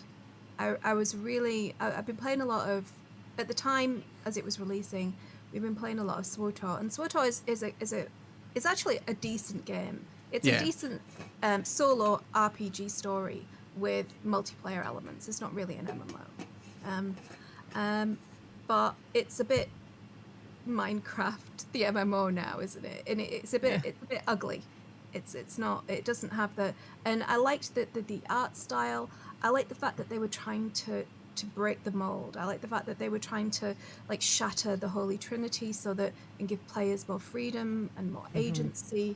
I liked the fact that they're kind of standing up against the biggest MMO that the world has ever known still. For sure. And they were saying, no, we're not going to copy you. We're not going to be a clone. We're gonna forge our own path, and we're gonna make something completely different. And I had so much kind of respect for this like ballsy little game company who just like stuck two fingers up to this behemoth. And yeah, I was definitely on board. I have to admit that there was an element of that for me as well. And I had actually forgot when you mentioned like the art style and the approach to it. The concept art made me very excited for Guild Wars 2. I forgot, sometimes when people are talking and you hear, oh, like, oh, right, yes, absolutely. I forgot about that. It was the concept art for sure. But that was also part of Guild Wars 1. So that carried from one game to the other. But yeah. And then the painterly style, like how if things were in the distance, they had like this painterly look. They weren't just pixels. Yeah. And then it pulled into focus. Like, I was very excited about that. I think one of the other things though was also character creation. Mm-hmm. Good segue. And, well, it's specifically because you're talking about the concept art, and then it just made me think of like all the Char concept art, and the Char to this day for me are like a gold standard for bestial humanoid races, because more often than not, when you have the bestial races in an MMO, you have the big burly like monstrous male character model and then the sexy female cosplayer version of them. I agree. That was that one interview where they were talking to the character artists when they were developing the Char, and the higher ups or someone was saying the female Char should have breasts, and this said, well, okay, if you want that, we're going to go realistic. It's either 6 or none. There's no between. And I love that response. Like, all right, if you want them to have female sex characteristics, here's what we're doing. Yeah, it would be funny if the person came back and was just like, yeah, that's fine. That's what we're hoping for. Get the 6 breasts on there. Come on. And then everyone who has to design armor for them says, no. Yeah, no, exactly. Yeah, and correct me if I'm wrong. All of World of Warcraft's bestial characters all have breasts. I'm pretty sure. Like not like they're all, humanoid looking people. They're all awful. The word you're looking for is awful. Yeah, like the female Taurens suck. Yeah. Like come on. Yeah. They've always been bad. They do. Yeah. So I agree with you there, Malthanis, for sure. But there's like I think Vulpes and like for the Warcraft angle, I think that the problem I have with that even more is like when we found out that there was character art and like models, even not even just art of female trolls looking like male trolls, and then I just like hearing that story. I didn't know that about the stuff with the Char, and it's just like, okay, yeah, so no, ArenaNet actually just stuck by exactly how they wanted to do this, and it just. I like that it was based on your tail. Like the male Char have like the thin tail with the poof at the end. Yeah. The female Char have a fluffy tail. Like that's perfect. That's a racial differentiation between the genders or the sexes, and that's fine. Like it's not based on human physiology. Right. It's great. Yeah. Putting boobs on everything is such a like kindergarten thing to do. It's just. It's like yes, all kindergartners, I do draw them. Asmongold's best MMO is just a woman with a boob slider, and he'll be happy for days. I mean, God bless him. Whatever floats his boat, but yeah. Well, and it's funny. I do feel like that was. I don't. When was it? When did this release? 2012. 2012. Even back then, I feel like they just wanted to. They didn't really seem to care about. I mean, you guys would have to obviously know more about this than me, but outsider in, they didn't really seem to care as much about what female players thought for some reason. Like when it comes to this stuff, I still or is that feel wrong? like I don't know. Like that's why I'm at. Like they female seem to be more characters in gearing it MMOs towards trying to like still look yeah, hot. we'll throw big Like- boobs on there. It's like, oh well, no, that's not. I'm sorry, what female players? I mean, it That- was so there you when go, I yeah. started playing WoW, it was male until proven female. Sure. You know, Yeah. Yeah. it's a strange thing. No, interesting. Again, like I said, I have no Earl base. was the acronym guy in real life. Yep. That's terrible. I feel like MMOs and maybe not all RPGs, but MMOs especially always like. I mean, this is like a whole other conversation, but like, yeah, I think I think they clearly have a hard time designing females to not be sexualized. It's almost like that's the default, and anything else is like difficult for them because it's I would argue always that the standard. This is something where Guild Wars 2 has, and not just male, female, like they're very inclusive and make characters that are inclusive, and everyone could find themselves in the game. Well, that's Yeah, cool. especially with like the hairstyles and stuff. I know they added like a Not ton. just that. But Yeah, no, but like like black people have different hair than white people. Sure. Well, yes. Yeah, It's true. Yes. yeah, and Fornax, I think one of your videos pointed that out to me, and I was like, oh yeah. I didn't think about. I'm thinking about like other character creators, and I'm like, they're probably especially older ones, like are the representation just isn't there.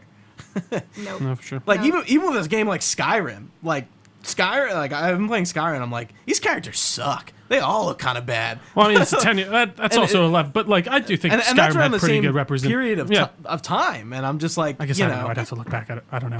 This is can't the say. argument around diversity. So we see the world not how it is, but how we are. Of course, and we yeah. reflect ourselves in everything that we create, which is why it's important to have people of all demographics making games, because one, it makes a more interesting, diverse environment to work in with different people. Not everyone is, the same, and Sure. also it creates more interesting storylines. Well, and I And think you also, also. I'm- Go ahead. I'm sorry. I didn't Go mean on. to interrupt. No, I didn't I mean was to interrupt. gonna, I was going to say, I'm all for objectification.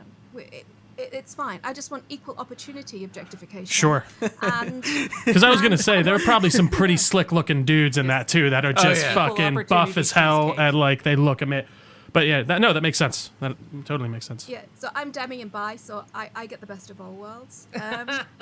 Yeah, we were having a similar conversation. It was like, you don't really hear people talk about how every superhero suit is skin tight and they're jacked as shit. Oh, I mean, And, dude, you could. I mean, every Like- guy's suit, you can see every single inch of that. Like, yeah, I was like, people don't really talk about that all that much. No, And and that's- we talked about on our Thor review, like Thor is like utterly objectified, and like there's a scene. It's in the trailer, so it's not really a spoiler, where he's naked and like everyone's just looking at his dick. I mean, the And I'm women like, are this is a literally Disney fainting because movie. of his dick. I was like, are we still doing this? I was like, it's 2022. Like, No, it is funny. I was like, this is wild. it's cringe. It's Yeah, simply cringe. it was Well, very no, and it's cringe. funny because Gooch, I'm not gonna lie, I didn't even think about it twice until Gooch points out to me, like, yeah, that's a good point. And I guess it's funny because I don't care. Like, I guess maybe I should care. Right, a and bit that's what we more, were but, saying. Like, we didn't really yeah. like care, but like, it's funny. we noticed, or I noticed. Yeah. Guys suffer as much from unattainable body image as women in different ways. For sure. Because if you listen to Henry Cavill talking about when he's on the set doing The Witcher, Yeah. he said he can smell water. They've got him on a diet where he cannot literally drink water so that he can have the muscle. That's definition. yeah. That is not a way to No, live it's your life. well, and it's funny. I think That is Hugh crazy. Jackman did that too for like Wolverine. Yes, He would for dehydrate the himself before Wolverine. yeah, Yeah. before like. Well, I think even before, like even in old ones, like to get that muscle definition, they dehydrate before the scene. He's Pete It's Jack what in the Wolverine. bodybuilders do, isn't it? It's Yeah. not healthy. No, it's not. healthy. No, and I hope the idea is they're only doing that for like shirtless scenes. But yeah, if he's doing that every fucking day, that that. cannot be good for you. I did watch this Considering one. The propensity for how often they are shirtless. For sure. For the guys who have to do this, it probably is every. Yeah, I will admit though, I heard Henry Cavill talking about working out one time, and I appreciated how realistic he was when speaking of it. Of course, those guys are just. I mean, they're getting pumped full of God knows what on top of This is their working out. full-time job. Exactly. Like, they're going to look like that. But he was speaking and working out in a very, I found, realistic way, which I was like, that's cool. But anyways. What a tangent. Yeah, what a tangent. Sorry. No, it's Male okay. objectification. That's what we're okay. at. No, I'm kidding. But it was a good segue into, when we were starting Guild Wars 2, because I know I had of like, okay, I'm going to be a Char, I'm going to look like a Siberian Tiger, and I'm going to be an Elementalist. That was my, like, when they were first showing off the races and the professions, I think Elementalist was one of the first ones announced. I'm almost positive. But I was like, that's what I'm going to do. And I stuck to that, except the only thing I changed was instead of doing Elementalist, I did Guardian. But I have not, like, my Fenris Gwynblade, my Char Guardian, has looked the same since vanilla, and I will not change him. He will stay that look till the end of time. I don't want to change him at all. Did you guys kind of lay out a plan, and did it change at all? Like as things were being shown off and coming out, it's like, oh, I'm gonna do this. No, maybe I'm gonna do this. Maybe I'm gonna do this. Did that happen for you guys? Well, so my first character that I made in Guild Wars 2 was a Sylvari Elementalist because the spells look just amazing, right? Absolutely beautiful. And she was called Asphodelis. I still have her on my account. I still have like all Great name. my old. So I don't have to buy dies. I've got like 12 characters on my account, and they're all elderly. And so all the birthday dies coming in, I'm sorted. So just do that. I used elderly in that context. Yeah. And in terms of like characters, so I made quite a lot at the start of the game, but I've made more and more as I've played along. But Asphodelis, she's my Elementalist. I still take her to the dungeons that I do and the fractals that I do. For raiding and for strike missions, I've got my Druid, who again is a very early character. If I'm kind of like trying to do solo content, I'll go to my Necromancer. And if I'm doing my World v World, because I'm trying to get I'm working towards my legendary armor in World v World. I just kind of Russian roulette it. I've got all sorts of characters on the account, and what I feel like playing that day, that's what I roll with. But yeah, I still have my old characters. I'm not getting rid of them ever. If you have an old character on your account, for God's sake, it's worth keeping it there for the birthday gifts alone. So yeah. I'm having flashbacks to when Inks was on the Talking Script podcast. Oh my god. I was just thinking the same thing because I know he's deleted more characters probably than anyone in the game. That podcast needed a trigger warning, okay? I'm just saying that right now. I'm sorry. But I think that for me, like I still my Elementalist was like I wanted to play out like Elementalist was the first thing I picked because I think it's the first thing in the block of classes. And then I'm boring, so I usually go with human for pretty much any game that I play. Humans are boring. Listen, if I play PvP, it's a Char character. I have the Breaker Warband, and I have a plan, and it's all Char in PvP all the time. But then I started playing Guardian because, Elementalist. It feels at times that Elementalist is unloved.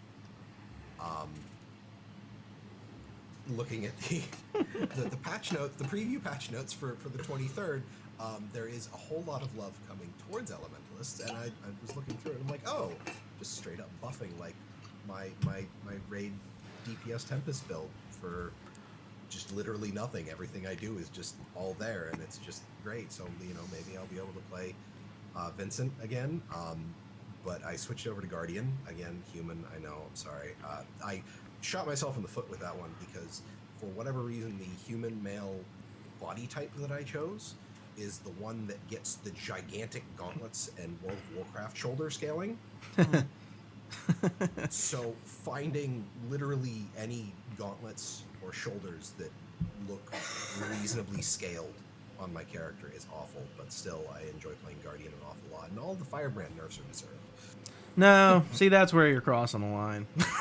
I will cross that line Every time I see when Guardians are getting nerfed, I'm like, no. Like, leave us. We're fine. Let's go. We're OP. We've always been OP. Just let it go. Let it go. I'm surprised Firebrand remained like very intact when End of Dragons launched. That was really strange. I was like, how? Like, how did they just like, yeah, we'll leave it. I'm like, okay, Yep. great. Pear. Well, in Guild Wars 1, I played a Mesmer. Nice. And so, love Mesmer, still my very favorite. So, I was playing a human Mesmer. That was my plan for Guild Wars 2 because my character in Guild Wars 1 was Alan Horan. And so, I made Alona Horan for Guild Wars 2, and she was supposed to be the descendant of my Guild Wars 1 character. I did that with my human as well. For the longest time, I refused to make a Char because I could never forgive them for the death of Ascalon. So, and I know Ascalon's not a person, but still, It's a the quote place. stands. And so, Alona's still my main. She was created 9 years, 11 months ago. I pulled up efficiency here. Yeah, I was gonna say we I- all probably jumped in at Head Start. I would imagine on the 23rd. Yeah, on the 25th. Yeah, I made Oh, her the on the 25th. This is 25th. Okay. And I have 4,667 minutes in on her. And my next character, which I made on the 28th, a year later though, but she only has 606 hours on her. So that's how extreme my preference for playing a single player character is. Yeah, I don't have too many alts either. And when I do content, it's always on Fenris, always on my Guardian. Very rare Yeah. that I'll play him or not play him. And Mesmer is just it's such a unique profession. Yeah. I just love it so much. I will say though, kids today don't know how good they got it. Like when the game launched, leveling as a Mesmer was quite possibly the worst experience on the face of the planet. And that Really? is without any hyperbole. Yeah, no, I was in events with my friends. They were all getting gold and all this other stuff, and I was getting bronze participation, even though I was doing all the same things. It really, like, at start, Huh. Mesmer was basically, until you unlocked your elites, you were doing basically nothing. Really? I've never heard that before. It was a I think huge the, slog fest. I think the problem back then is your clones and phantasms didn't generate nearly as much credit for events as they do now. And then there was Yeah. also the problems with buffs and healing also didn't give you as much event credit. So And you just didn't do as much damage. Mesmer's didn't do like Ellie's and so like all the weights of professions, like there's the tiers. Like either you have your survivability and your inverse ability to do damage. And Mesmers were like survivable but didn't do a lot of damage. I remember when what was that champion train that happened with the marionettes? What was that called? Does anyone know them? Marionette? Not the marionette, but there was like a pre-event that like you would like zerg across maps to kill things. I'm trying to remember what exactly. It was part of Queen's Gauntlet, wasn't it? Or prior to that?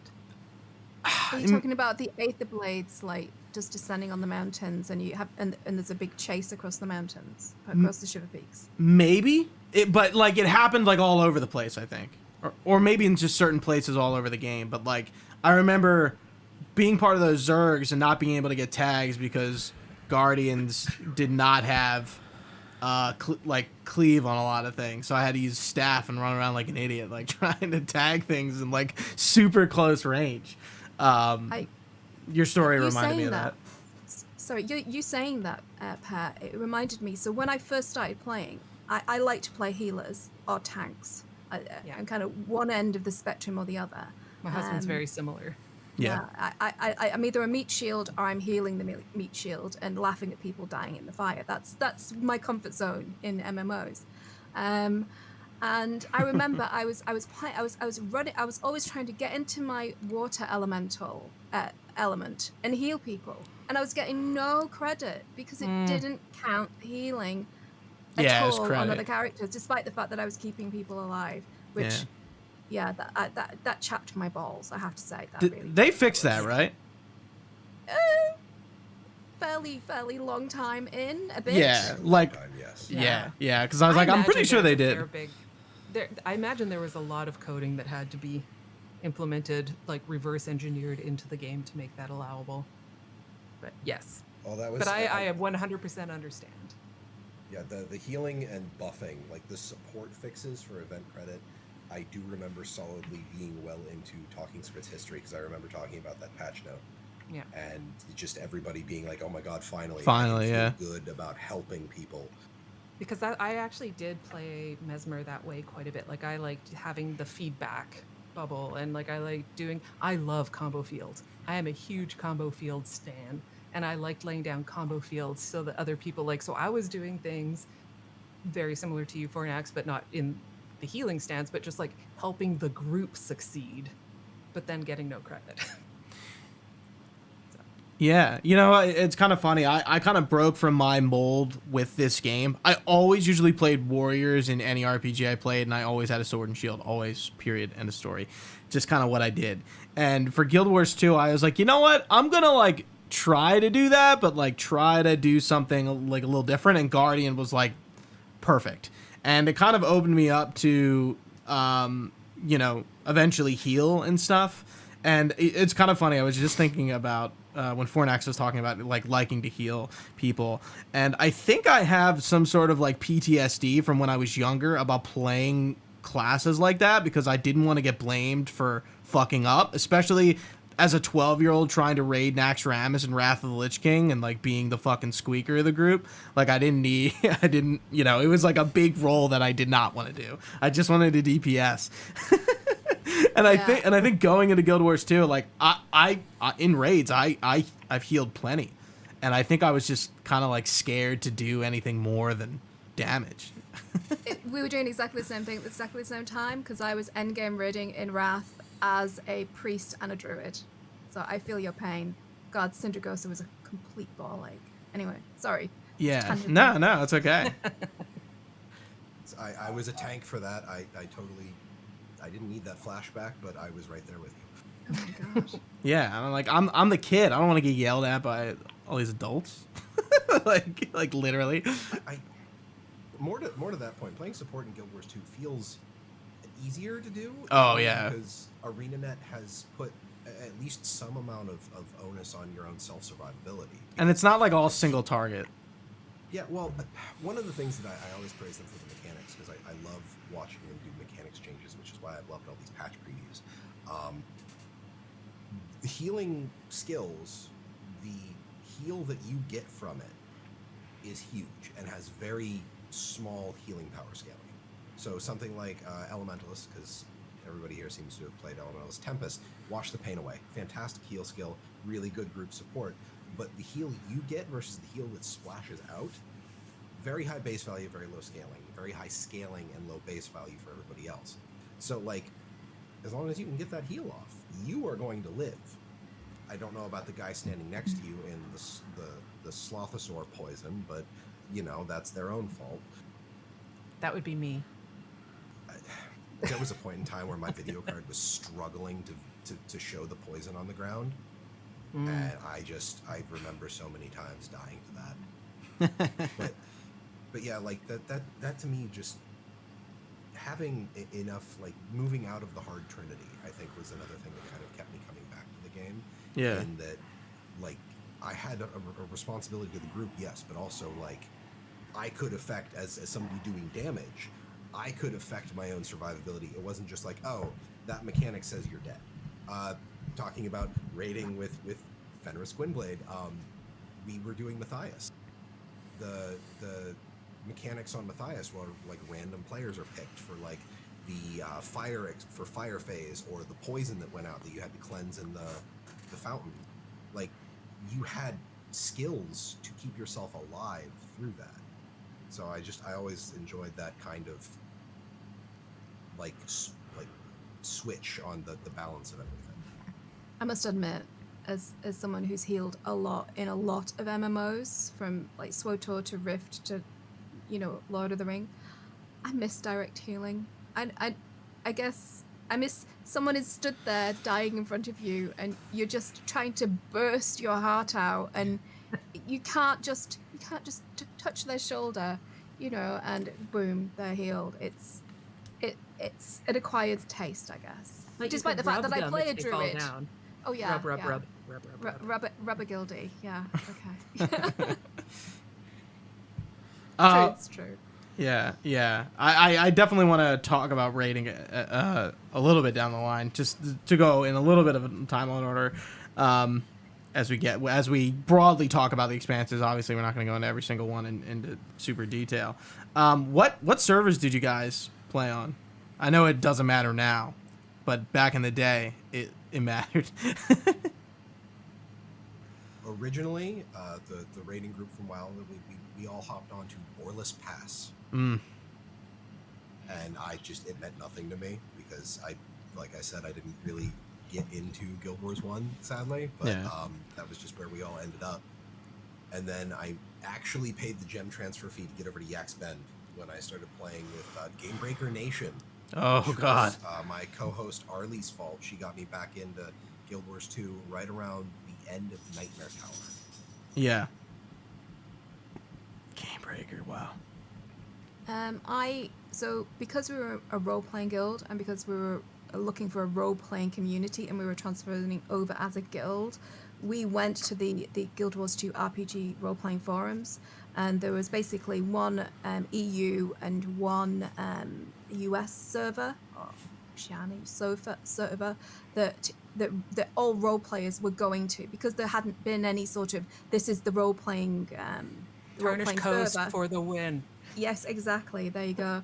Pike and Square and Tarnished Coast, and I was on Pike and for EU, because we, as a community, we just decided to get together and just do it ourselves, which was quite lovely, actually. Yeah, I was. And I am still on the server, by the way. Yeah. So.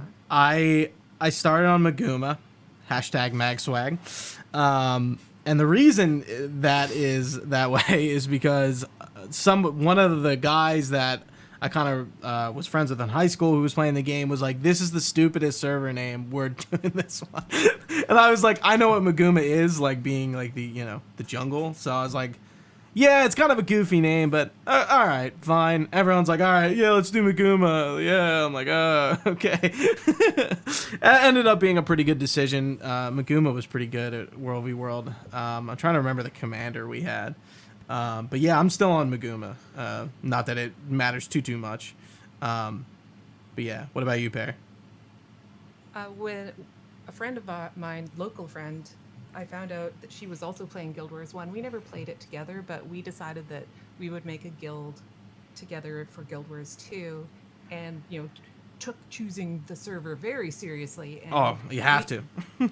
we went with Tarnished Coast, Garnished Toast, because of, not that we were large role players necessarily, but we really liked the vibe of the role-playing community. And actually, I would love coming across role players, like doing a scene It's always together. interesting. Yeah. And I would just like kind of lurk a little bit and watch them, because they were just having, there were some really great moments with that. Like just out in the open, like just making their own stories. It was amazing.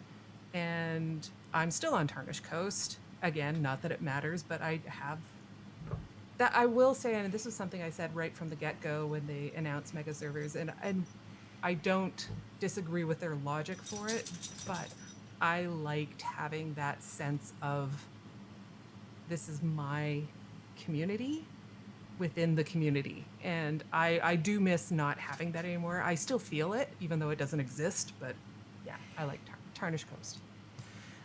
And it's going to happen even once the World versus World switches over after the betas. It'll be even less of a thing. Yeah. Is that dog alive? Is he okay? Okay. Yes, Fine, I fine. loved when It's just very floppy. I loved when depending on how well your server was doing in World versus World, you would get benefits in PvE. Like you'd get more swings off of gathering nodes. I loved that so much. Like I'd be like, oh, I got an extra swing, so I'd check to see, oh, we're doing really great in World versus World this week, but it made me aware of World versus World but I guess maybe that was because I knew that was happening. Yeah. And I knew to look for it, but I missed that function. Anyway. So this is where I kind of wanted to open it up and just talk about whatever. And I did kind of want to lead off with I guess I don't even know how to put this per se.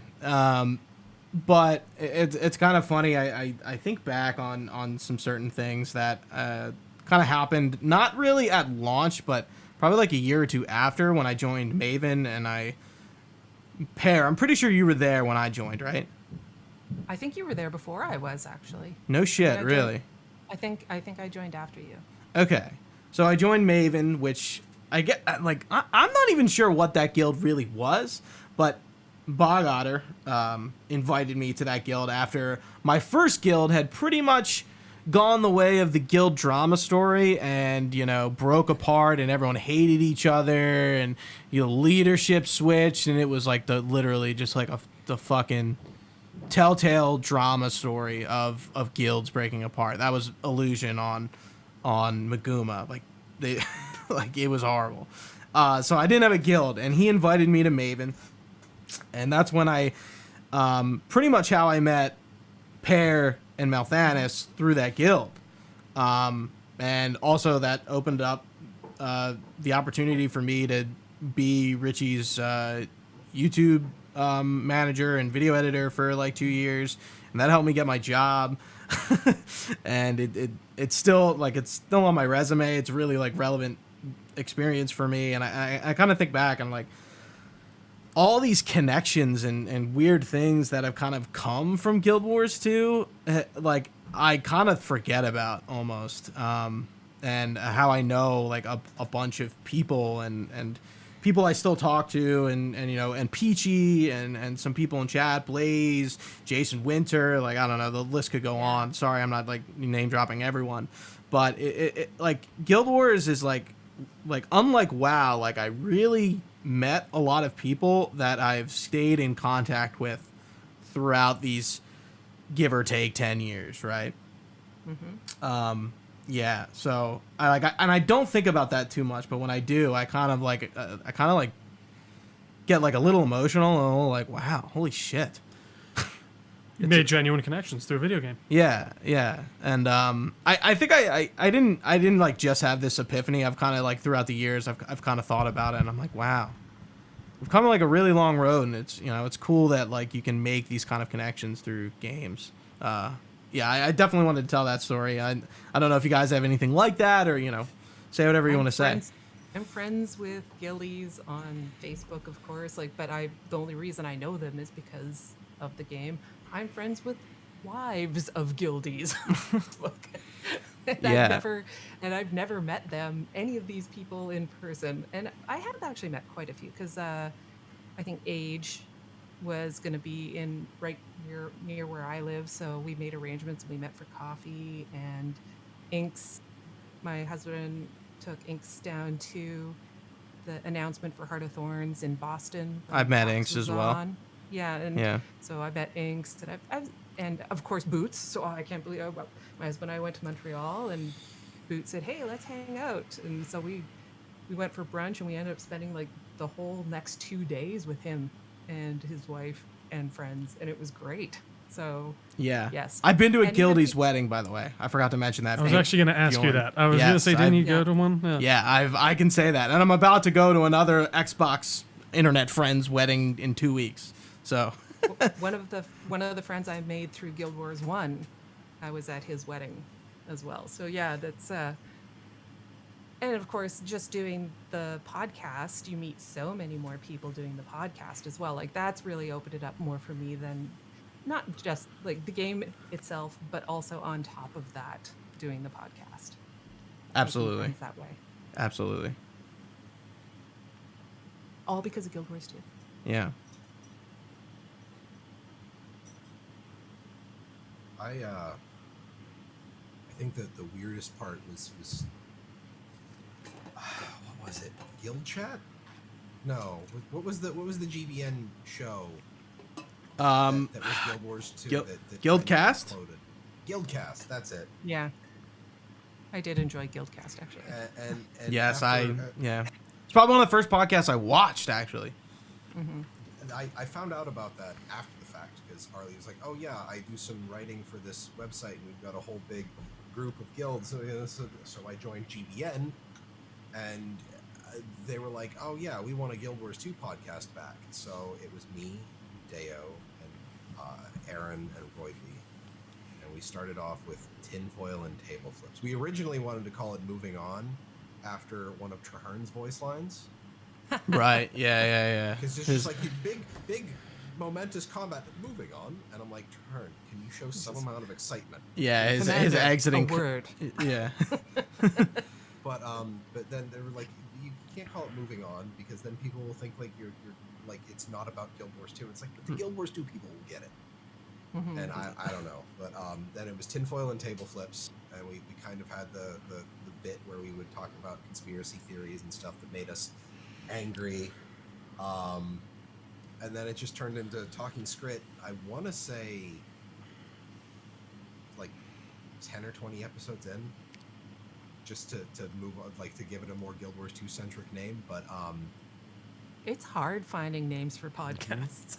absolutely Yeah. naming things in general, like I was gonna say, I yeah, like to, it's I tough. like to write in like I have so many like character prompts and like story ideas, but the one thing that I don't have is character names or names of places. It's tough.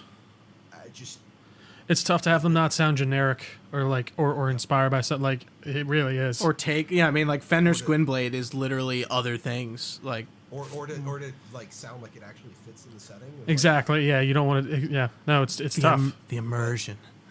yeah. Or you can But just it was- bastardize one of the book names and just go with that. It's true too. That too. Yeah.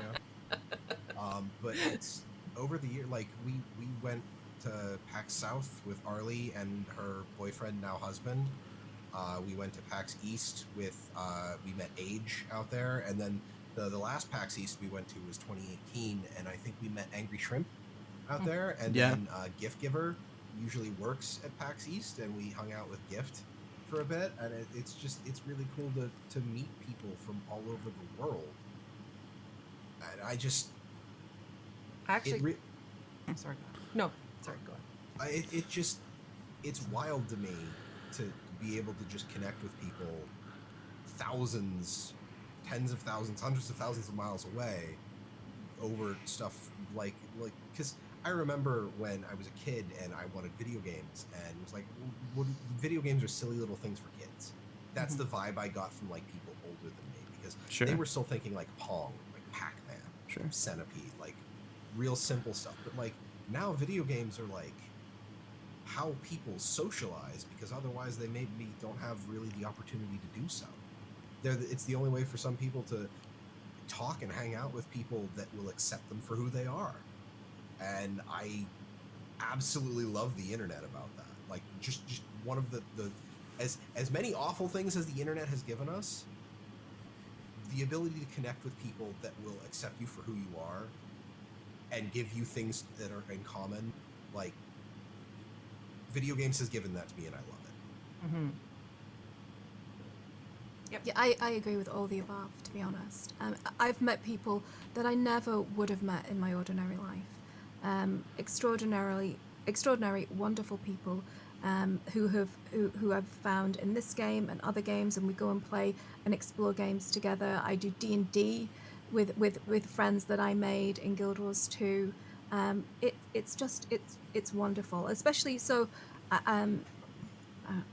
Talk about it a great deal outside of this kind of setting, but being a disabled person, I couldn't walk for quite a number of years.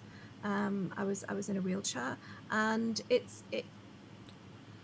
MMOs give me a headspace to explore the world in when I was unable to explore the world. And they were a lifeline, and they were a social network when I was very isolated.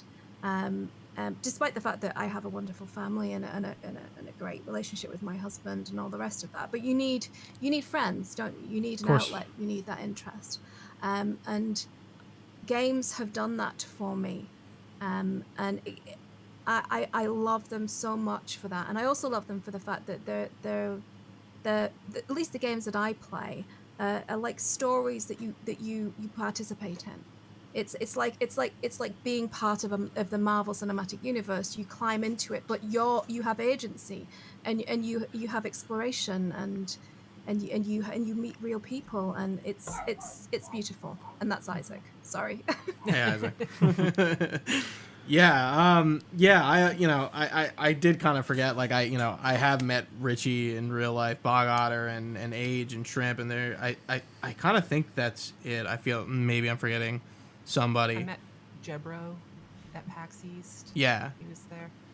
Yeah. I can't remember if I don't know if I met Peachy or Bog at PAX East for the Heart of Thorns announcement. They would have been at the Guild Wars 2 party that was put on. Didn't they host the thing for that? They were there. I don't remember if I ever talked to them or met them there. I know I talked to Jebro, and I can't remember the other guy who was doing shoutcasting. Red hair. British. Oh, I don't know. Blank now. I feel like Malthanis was gonna come out with it. No. I follow him on Twitter. I can't remember his name now. All of a sudden, I feel like a terrible person. No, anyway, I didn't get into shoutcasting until chasing a cat. I didn't get into shoutcasting until the end of shoutcasting with the Bunker Condi meta in Heart of Thorns, so Yeah. I missed out on a lot of that. it was So I agree. Like it's been a great avenue for meeting people that you would never have any reason to meet outside of it. Yeah, I'm as we all know, I'm pretty extroverted, and I don't really have issues meeting people at all or making friends. And sometimes, like, I like sit back, and Death Stranding made me kind of think about this in a very different light, because the game is really all about connections. And I'm like, I know so many people, and have like I'm not trying to like bark on my own tree, but We like, get it, Gooch. You're popular. I have like a lot of friends, and I don't really understand how.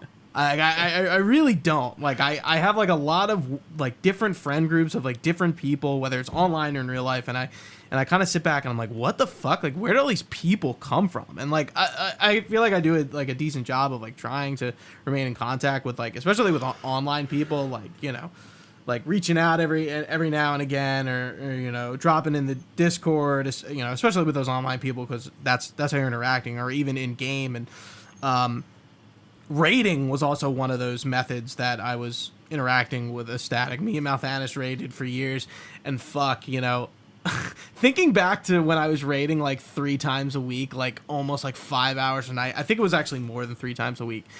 The fact that we were fucking doing that is like wild. I raided for years, and I really have never went back. Not that I have a negative experience raiding, but I don't think I ever want to raid like that again. But like and like developing a relationship with like a static team like that as well. You learn a lot about people, and you always have those moments with your raid team where you're like, no one's having a good night. Everyone's kind of pissed off at the situation of not progressing, and everyone's mad. It's like that's kind of just like what you go through. But like you go through a lot of like happiness and like trials and tribulations doing content, really, like, difficult content like that. So it's also interesting to look at it from that perspective. It's like kind of like being on a sports team, because you're literally, you're winning and you're losing, and you're celebrating your wins, and you're People are gonna get pissed if you don't show up. Yeah. Yes. Oh, yeah. Very No, I know, true. People will get pissed if you don't show up. You're fucking the team over, man. Bring it back a little bit to Guild Wars 2, like Yeah. The group aspect and like meeting people. Guild Wars 2 is the only MMO that I don't turn off map chat in. Yeah, I've never turned it off. I like made a new character in World of Warcraft. Map chat gets turned off. Damn, I didn't even think about that. That is so true. Yeah, like, it's always on for me as well. like the number of times I've seen people ask for help in map chat. People use map chat to communicate. Like, oh, hey, yeah, I put my mentor tag up because, you know, it's event completer in this zone. There's an event on me. Just, even if it's just like simple utilitarian stuff. And then I just see people having generic friendly conversations in map chat. Yeah, Mm-hmm. yeah. Which, I mean, like trade chat was the other thing that I turned off immediately in World of Warcraft.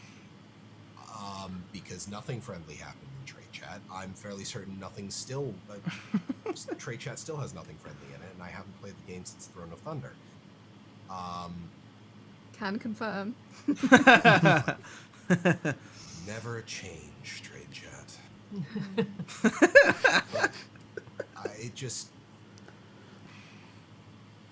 I don't know. Like it's if you get too isolated in like if you look at just the subreddit for Guild Wars 2, I feel like Avoid. yeah, You know what's funny? I started using Reddit because of Guild Wars 2. In probably Same. like And then I started 2013 or avoiding 14. it because of Guild Wars 2. Yeah. When I was like really into the game, I feel like probably around Path of Fire-ish, I got like really just like jaded about the game, and that's when I like stopped playing and gave it some air, and that was probably like one of the best decisions I ever made. Everyone should take breaks, even if it's a game you love. You should always take a break from it. Like it's just you need that space away to like recalibrate essentially. Yeah, you really sometimes can become quite a piece of shit when you play a game, and you're just like you go on and you're playing this game, but you're just like negative about everything. It's funny. It got that way to like just with Red Dead for me by the end of where I was just like, I'm just so pissed at that. Like it's not as exactly right. similar. You log but like, on and you're like, and I'm like, there's nothing to do. I can't fuck. I'm just pissed that like that was a different story because they just weren't supporting that game. But like just getting on and just being like, I don't even know what I'm doing here. I Like don't what? think I've ever gotten negative about Guild Wars 2. I don't Sure. think I've ever gotten to that point, but I also just it comes down to knowing when you just like I need to just step away for a little bit. For sure. right, get some air. Yeah, and also playing content on my own pace feels very good.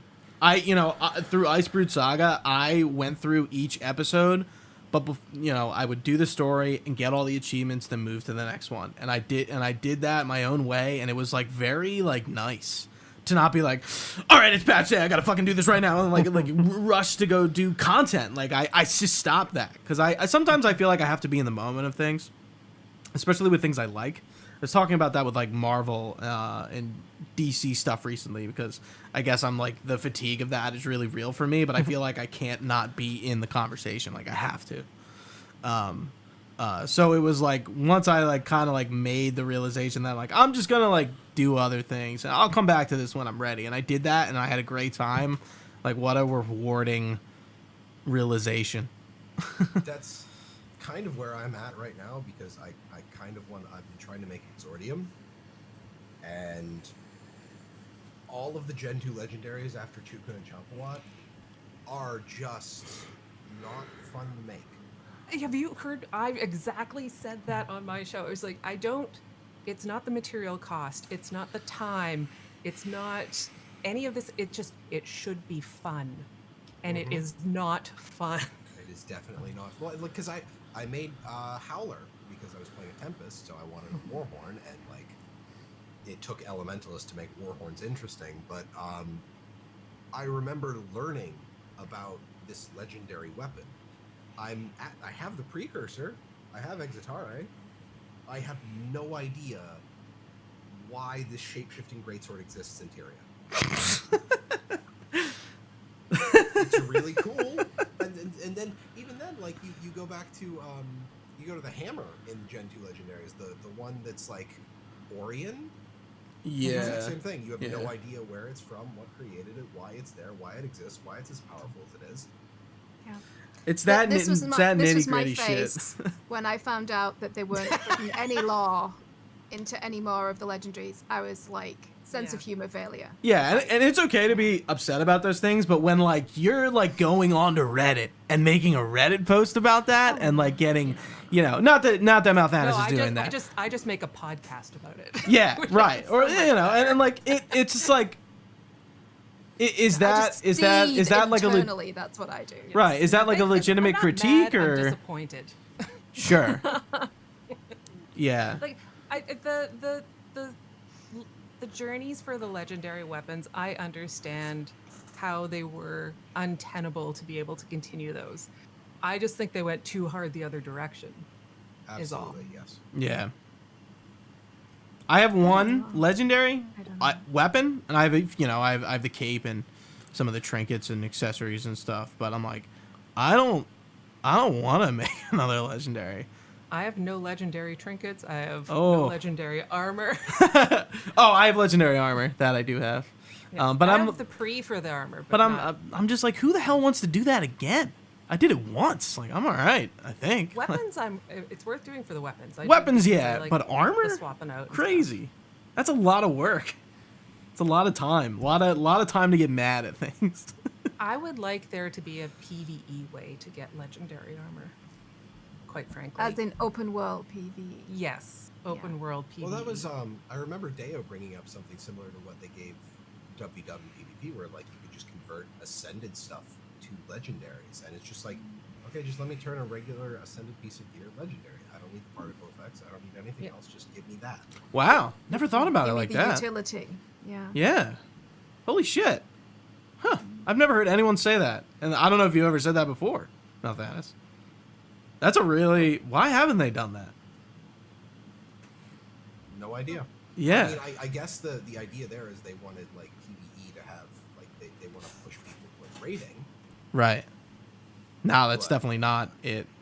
Yeah. But the raids are great. Like, this is nothing against raids in general. It's just not everyone has that amount of time to put into that type of gameplay. Also, no, it's not everyone's cup of tea. And it's not everyone's cup of tea. Yeah. I found that my issue with raiding came from the fact that I didn't want to dedicate one night a week to do it. I wanted to just do it. I'd rather do it on my own time and decide when I wanted to do it. Not, I'm doing this at Wednesday night at 9 o'clock.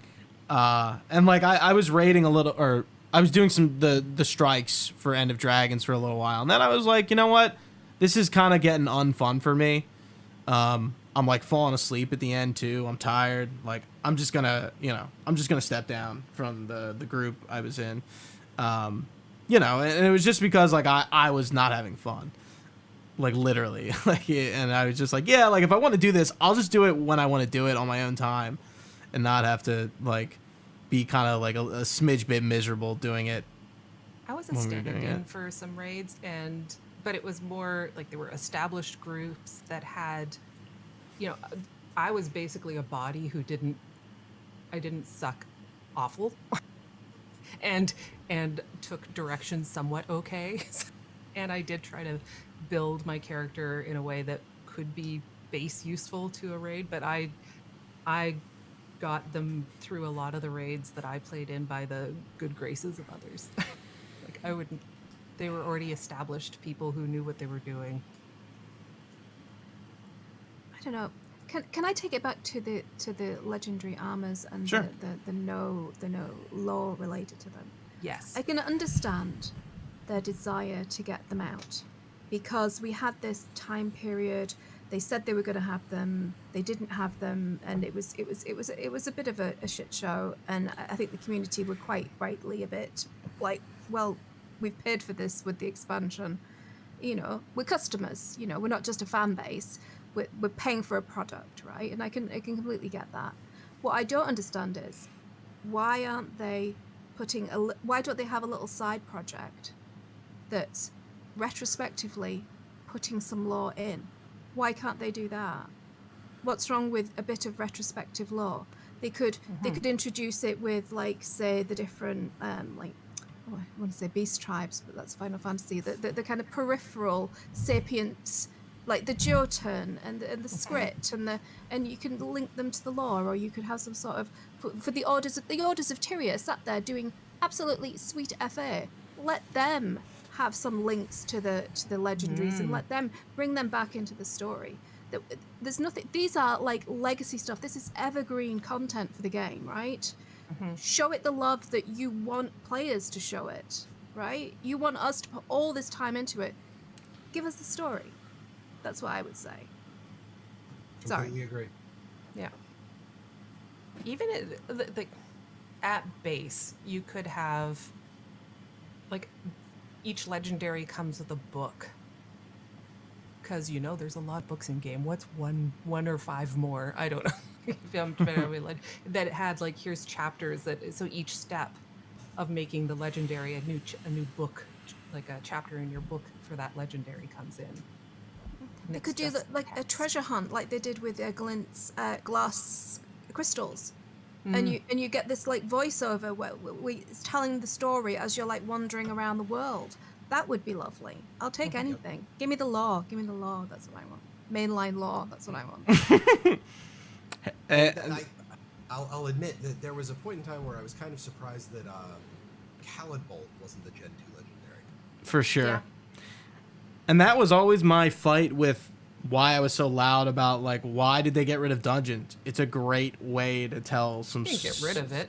Yeah, they evolved it. You're right. But, like, they're the still traditional in-game. sense. They are. You can play them. But they never really went anywhere with, like, like how they traditionally had dungeons. And I guess I, like, I never really liked the way they told stories in Fractals. It always just kind of felt a little thrown together to me. Whereas the dungeons had, like, pretty fleshed out characters and stories around them. And I was like, why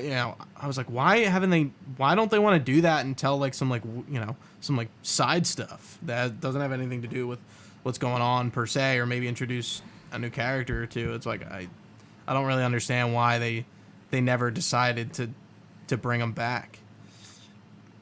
I agree. I was quite sorry to see that the kind of traditional dungeon go by the wayside, because as interesting and fascinating as the Fractal stories are, they're either things that we weren't involved in the story, or they're alternate realities, alternate versions of things. The Right. stakes are very low.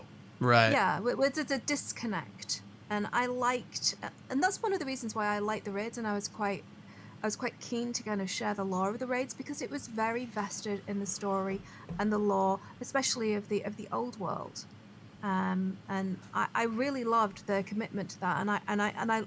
I mean, I'm a bit of a lore junkie. This is my jam. I don't know how like Raiders felt about it, but I thought that really kind of bumped up the kind of the gravitas of the raids, at least for me. I think it did for a lot of the people that I knew that raided quite a bit, and by the opposite side of the coin for that, Hunter, who was on our podcast for a number of years, he had zero interest in raiding, did not want to do it, had just zero, like absolutely not, hard no, but he wanted to be able to experience the lore and the story that was in the raids, and it was a point of contention for him that he was, because he did not want to play this And I type just of have been- content, he could not experience that story in any way, shape, or form.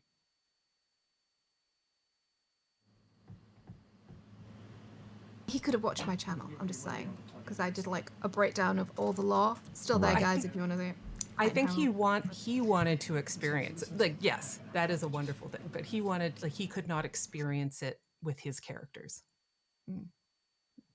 I think that any time in an MMO specifically that you have to go out of the game to understand what's happening, to understand the story, to understand your mechanics of the game, it's a bit of a kind of critical failure. But I guess this is a celebration podcast, so Well, I mean, there's nothing quickly wrong with being change critical the of the topic.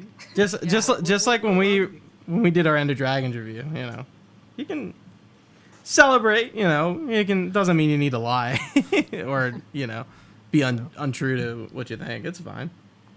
No, I will say, like, to go, I brought up Calidbolg versus Exordium. Like, That was the a great actual- journey. Yeah, the collections with Calidbolg and getting, like, all of the skins for that was great. That was a fantastic way to do things. I also really enjoyed the wine or beer of the month club. Oh, I yeah. loved that it took a year to complete. It was just super chill. I loved that so much.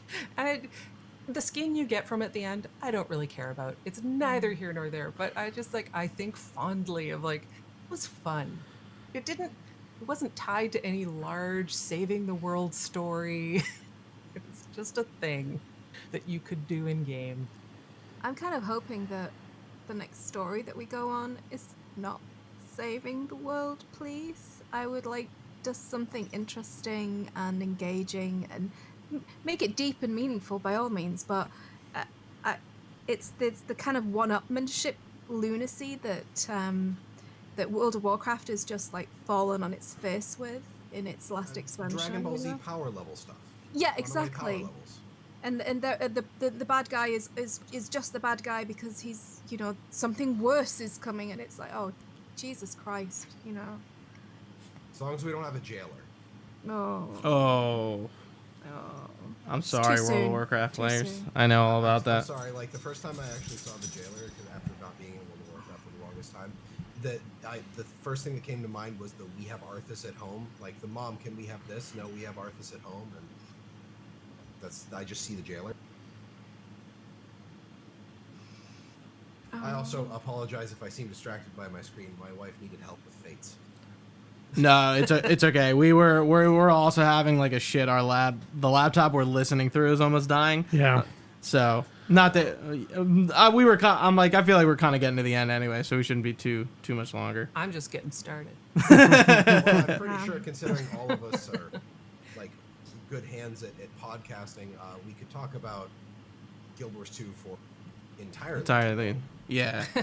Hang on, good hands at pod. I have never been on Talking Script. Not that I'm One of salty about it at all. I mean, no. Well, I don't like think- we could just do a flat-out lore-focused podcast, and I'd be happy to have you on.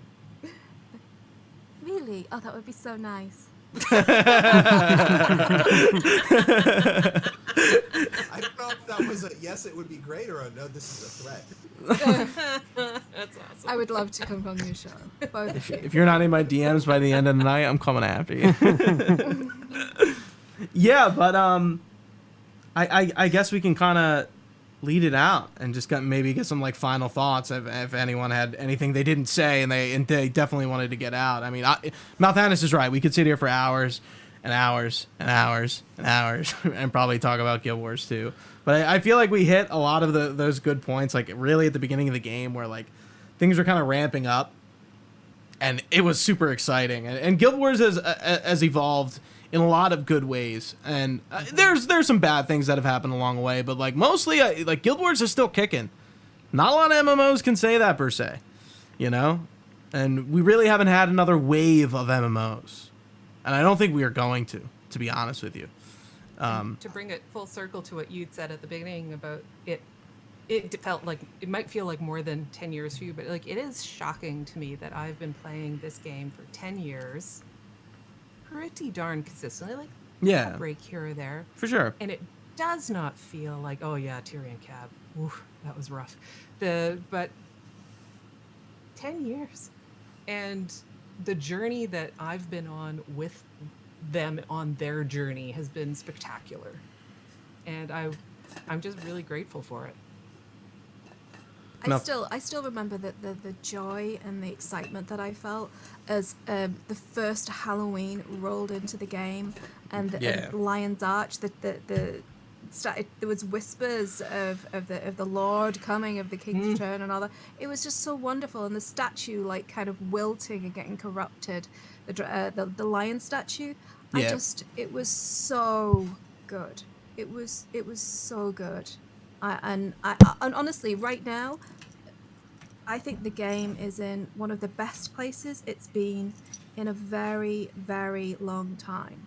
And I'm, despite the hiccup with the balance patch a little while ago, but we won't talk about that. But I'm really like, I've got a whole lot of positivity and hope and like joy of the adventure to come with this game now. And I'm just so happy that I've had 10 years of it, and I'm incredibly grateful to the developers, past and present, who have like put their heart and soul into this game and kept it going through some quite rough times. So yeah, much love, much thanks to them. They really deserve much more credit than they get in this gaming space, I think. Absolutely. I know we kind of just went all over the place there instead of like doing like specific sections for the expansions. Yeah. I kind of was okay with that. I'm like, you know what? Like after this, I'm like, fuck the outline. Yeah. The one thing I did want to say is that like map design.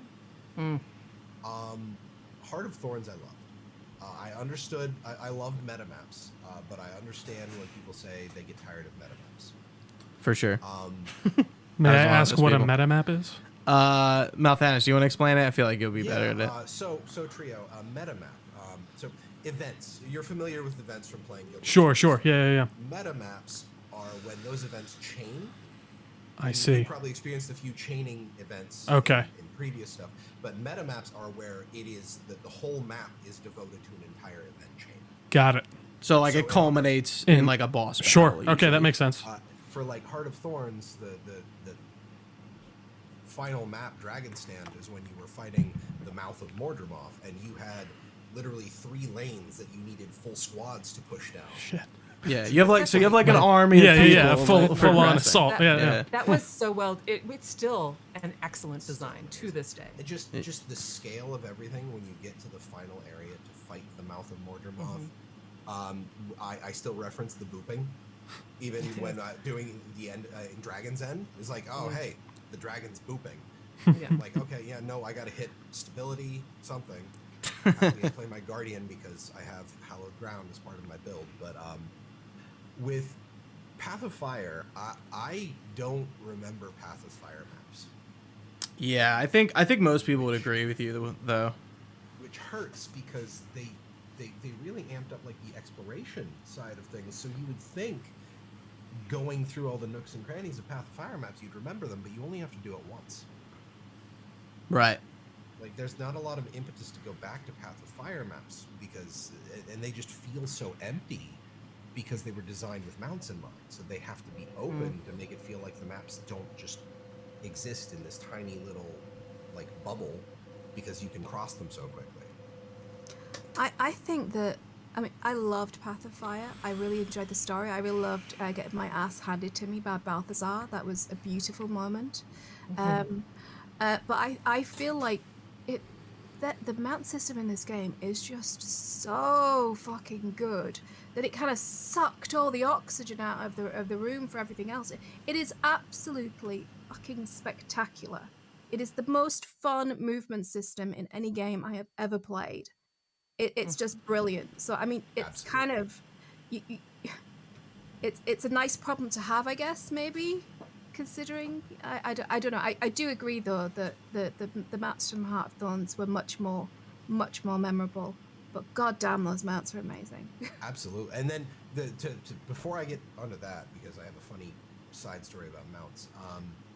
And then going into End of Dragons, I actually spent a lot of time not on my mounts traversing the End of Dragons maps. Because while they are perfectly acceptable with mounts, and the map, like Xingzhe Monastery, I spent so much time on foot walking through that area when I first started playing just because the map is gorgeous. And I just spending time in that map did not feel like I was wasting time just walking around. I can't really say that about what was the third map? I can't remember the name of it. All I know is I call it Ekavald. Yeah, Tangled Depths version 2. Because that's just when I go into Ekavald Forest. I didn't care for Ekavald in Guild Wars 1 either. So it's an aesthetic that does not appeal to me. And then, It's corridors. It's annoying corridors that you can't jump up through with your mount, and you just bash your head into anything. It's Concussionville. It's Concussionville. I like that. but the side story about, I remember when the first Roller Beetle racing circuit came out for all the guild halls, and they were showing all the races, and it was a 25-minute video, and I was telling my friend about the roller beat, one of my friends about the roller beat. I was hanging out with him while my wife was off doing something that night with it's his girlfriend. his girlfriend, our friend Sarah, we've been friends with her since college, so like 15, 20 years at this point. It was her boyfriend. We were hanging out while my wife and Sarah were off doing something, and we just sat on his couch and watched 25 minutes of roller beetle racing. You know what I needed more of? Roller beetle racing to the Deja Vu anime song and people drifting. All of the initial D intro songs. That's all I needed. All of that, That's yeah. all I needed. But it's just like everything about the mount system. I can understand people being a little iffy on the sky scale, if only because it's the closest I hope we ever get to full-on flying, like it is in World of Warcraft from Burning Crusade. But I hope that's the farthest we get, because I don't want them to have to compromise the integrity of the map design, or just flat out take mounts away from us. Yeah, I don't want a sky taxi. I don't want it. We don't need it. We've got teleport points. We don't need it. A question: how do you guys feel about World of Warcraft just taking the flying, which is they've got like a hybrid of the Griffin and the Sky Scale, and just like swooshing them together? Personally, I think that this kind of innovation is good for MMO gamers. It's good for us as a community. Yeah. I'm happy. Steal from each other, please, for God's sake, do it. Especially Final Fantasy with their horrific wardrobe system, which needs to be burned in a dumpster fire. But what do you guys think? Yeah, I have the same opinion as you do. It's kind of good that they're taking from other games. It's kind of what games do. It's what good games do. I feel Take like the good in stuff. some out of ways it. it means Guild Wars 2 wins. Like, Right. Yeah. oh, you did it right. Right. It means they did it right. They are worth copying. It's like what imitation is the highest form of flattery. Exactly. I Well do said. kind of feel like it's a But they should credit a little bit, I yes. think. Like, 'cause there's Thanks, people ArenaNet. who play World of Warcraft who will think, oh, this is such a great innovation. Why did Guild Wars 2 copy this? Yeah. No. Well, it's even if you think back to before Guild Wars 2 came out, they had that. There was the article in, I think it was PC Gamer Mag or something like that, and they laid out the story for Guild Wars 2, and they talked about the scar in the world from Krelkatorrik, and there'd be this gap and blah, blah, blah, and then a little bit later, Cataclysm, the exact same story. And I don't know which one came first, but the timing of it, from my perspective, was Little sus. yeah. So I'm like, hey. But everyone copies everyone else in some way. But I do think Guild Wars 2 tried very hard to chart their own course. And now you look at MMOs in general, and a lot of them are doing. Guild Wars 2 doesn't seem as unique as it was because other games have saw what they have done and said, Right. you should be doing that. Yeah. It's just criminally uncredited. Yes. It's a critically acclaimed game. It's a genre leader, and the followers are getting the credit for what the leader is doing, for what Guild Wars 2 has done. And I feel so rough for the devs. It must be a bitter pill to swallow. And I feel like the opposite of that is like when Skyrim kind of came out and everyone was doing what Skyrim was doing, but everyone knew that. And like maybe like Witcher 3, like where every game after that was doing what they did and everyone knew it. But yeah, I think Souls. Another God of War. Yeah, another good example. But Fornax is right. Yeah, I don't think Guild Wars 2 like has that street cred that those other games do. The one thing I will say about the issue that I see, and this is why I don't necessarily want anything more than the Sky Scale, is every single time a World of Warcraft expansion comes out, you cannot fly in the new zone or in the new expansion areas. You're not permitted to do so because I don't know if it's they refuse to do so or they can't design around their own flying system. I'm I think wondering it's if to it... do- Oh, sorry, go on. No, you go on. I think it's because flying in I play a druid, so I have hyper flying. It trivializes the content. You can just fly over mobs. It fucks up all their pacing. It it destroys kind of if they're trying to do some sort of like story unfold, you can just like override that and jump and especially people like, for example, Asmongood, he spends like 50% of his time, especially in the beta, just trying to break out of the map and break into places that are not unlocked, and that flying just facilitates that, especially at the start of the game. Exactly what I was going to say. Yeah. And I don't know, because I look at, I feel like ArenaNet has acknowledged that with like Drizzlewood Coast, the snipers. Like you Yeah. and they, you if you I take, hate them and love them. oh my god, I know. And it's just Yeah, like, they suck. Like I either have to launch off of my mount and use the gliding stealth skill, which like how often do you actually need to use that? Only on There's that a single map. point- Only on that map. I don't think Like there's literally. a single point in time in Heart of Thorns where I ever had to stealth myself while gliding. Nope. Did you not do the Shatterer? The new Shatterer? Yeah. I Revamped. could not tell you that Oh, I have. Oh, you can At stealth least on not that? any of the gliding phases. I stealth as gliding all the time. I never do. I love stealthing. I think it's a great mechanic. I never. There was never a point in time where the game said, "Hey, this is a situation that if you could drop aggro, you'd be doing real good right now while you're gliding." And I feel like I don't know. the game has been, once you get a game this mature and they bring in systems and then drop them and bring in other systems and drop them, because like new people come in and they might not know about these older systems, or it's just so much legacy stuff that it's like it's got to be hard for them to manage and keep all this straight. It just has to be. It's a Herculean task. I'm gonna bring up something from Heart of Thorns era that might send Fornax into a small blackout. A Sylvari by the name of Malik. Oh, Yeah. okay. Everyone wants to know. And E? Oh, E. Yeah. Jesus Need to know who it Christ. is. I forget about that, honestly. I'm just like, But I do not. better off not getting mad about it. It's mad. too soon. I'm still salty. Don't talk to me. Not mad. I just want. I want closure. Yeah. like We're not also getting closure it. with Suck with it the up. Nightmare Court in Heart of Thorns. Closure about the Duchess. Ugh. The soundless were great. They're a great concept. There's so many good things Sorry, there. Fornax. I apologize. If they don't make Guild Wars 3, I'm going to haunt them all to the end If- of their days. If it makes you feel any better, my wife has been playing Sylvari the entire game, and she feels the exact same way. Yeah. That actually, however, one thing in Heart of Thorns that I did love is I usually followed her into instances for stories, just because hearing Jennifer Hale as a sassy British houseplant is fantastic. Watching her name tag go red in the middle of a couple of the later Heart of Thorns story releases, very, very disconcerting. Yeah.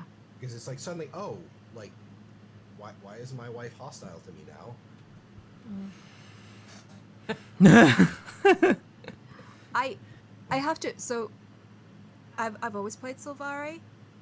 I guess it's because I'm British and I'm like, oh, British people in a game, holy fuck, and we're not the bad guys. And then of course, well, shit. It's like that what car commercial is that where British people are the bad guys? What does anyone know what I'm talking All about? of them. I think it's Mercedes. Like, No, but it's like what's his name making fun of it. He's like, "Oh, the Brits are always the bad." Right. Yeah, yeah. It's Mark Norman, right?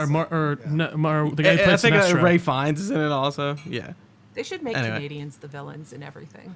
Oh god. No one would expect it. They were just the Americans would get all the blame for it. God damn. God damn it. Okay, carry on. Sorry. I was gonna say on that note, I think I would like to wrap up. I don't. Until the next segue and we go for another hour. Yeah, I don't want this laptop to die on us and us to like try to voice through Trio's phone and us have to mute on and off. I don't want to get caught in that situation. So Okay, but just a quick editing note. Yes. You, gentleman trio, was leaning back and your leg was vibrating and your hand was under the table. We- So you might want to just crop that out. Oh, So look good like you were call. pocket mining for some of that. I was doing it too. I see. Yeah, because Oh, my you- mic's sitting like this. You know and what? It's, look at, It's probably not on the Yeah. edit, I but have on the Discord I cannot call. keep my legs fucking still for the life of me. I do when the I'm same sitting. thing, my I left always leg. shake my leg, and then if my hand's sitting there, I know what you mean. It looks like I'm shaking. Hey, look, you do you, boo. I don't know what you're talking about. Shut up. No. God, someone finally called. No, I'm kidding. Yeah, you know what? You know what's funny? Our logo is probably right on top of where that is, like on the stream. Can you see under the table? We usually try to line it up so you can't. No, on the Why on are the you on the stream. concerned about that? I don't want to. I don't need to answer your questions. Okay, jeez, I'm not nude from the waist we down or don't have anything. I swear to legs. God. Oh, man. Podcasters and streamers don't have legs. Yeah. What is that? All right. Anyway, before you Yeah. before you do your outro, I did want to give you guys a chance to plug your shit. Yeah, please do. Where can we find you? Where can we see you? If streaming, all that good stuff. Fornax, kick it off. So anywhere, type in the Kyrtan Herald, and that will be me. Not OnlyFans. That's the only place. And, You can Thanks find for me at clarifying. OnlyFans. I No, think it I'm was kidding. necessary. trust me, I have a face for radio. But OnlyFans no, is where you find out what happens under the desk here. But continue. Yes, I'm sorry. yes, definitely, boys and their toys. I have just put out a video. There's been a content drought on my channel. I've just put out a legendary video. Please go and watch it. Guild Wars 2 versus Final Fantasy versus World of Warcraft. Why Guild Wars 2 legendaries are the best. Come and argue with me in the comments, please. That's me. Love it. Pear?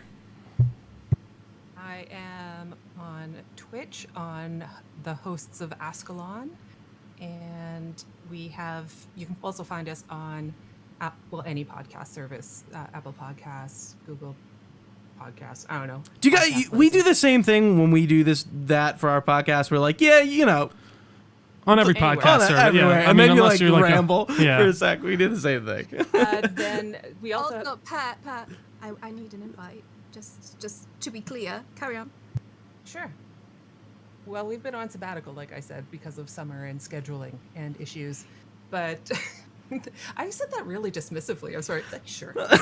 Whatever. if I get to it. Absolutely. We're going to be getting back into it. We're actually hoping to do a 10th anniversary show as well to get back in the swing of podcasting.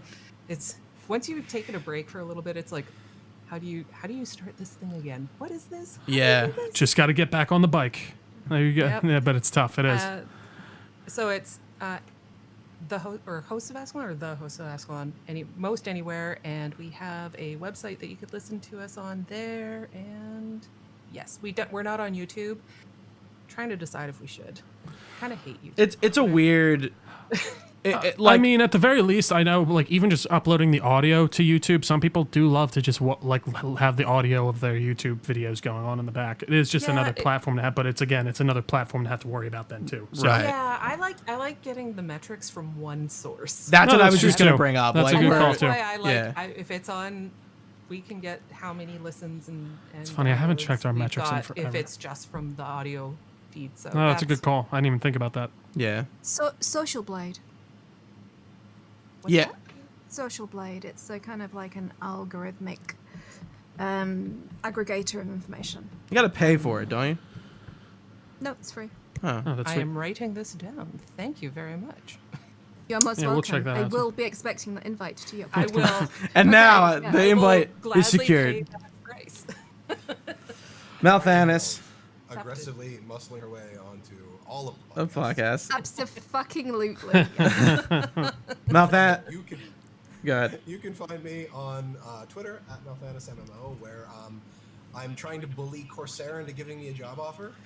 For some reason. I wish I would have joined in with you, but I'm like, I'm not gonna start with Corsair shit.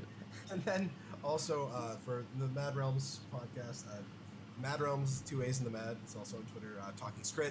We have that Twitter account for the Guild Wars 2 specific stuff.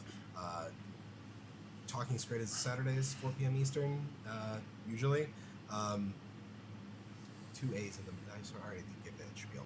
You said that. Talking Scrit, 4 p.m. Saturdays. Tuesdays and Thursdays, 8 p.m. Eastern, usually, unless either I lose track of time or work eats my left leg.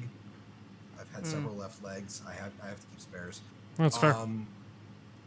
But other than that, that's just chill stuff usually. I might end up actually doing a mini scrit on Tuesday to talk about the patch notes that got previewed. A mini scrit, yes, dear. But they're already small. There are baby scrit in game, and then also a mini scrit for True. They're actually polymorph for. You're Right. fapping again. Right. You are right. Who? So You. This one, I swear, nothing's happening. I'll keep Two it up. hands. This is how I'm gonna do Sorry, podcasts from now on. Just, oh, it's terrible. All right, guys. That's it for me. Well, thanks so I'm not much. used to being on other shows, so like I forgot. We usually stream Wednesday on random Wednesdays. We've given up scheduling, Sure. and you can also find me at OneBigPear on Twitter. And this will all be in the. I was gonna say, yeah, Gooch is usually on this, getting me all this stuff when we upload. So yeah, you can find all this fun information right down below this podcast and/or video that you are watching right now. But guys, thank you all so much for watching. If you've been with us live on twitch.tv/Delco Nerd Network, we very much appreciate it. You can find this podcast anywhere podcasts are found. Just search Delco Nerd Network or on all your favorite social media podcast platforms as well. Delco Nerds on basically everything. We got a Facebook page. We have a Discord channel you can join. We talk about a lot of fun stuff in there. Not necessarily Guild Wars 2 at all times, but, it'll definitely come up.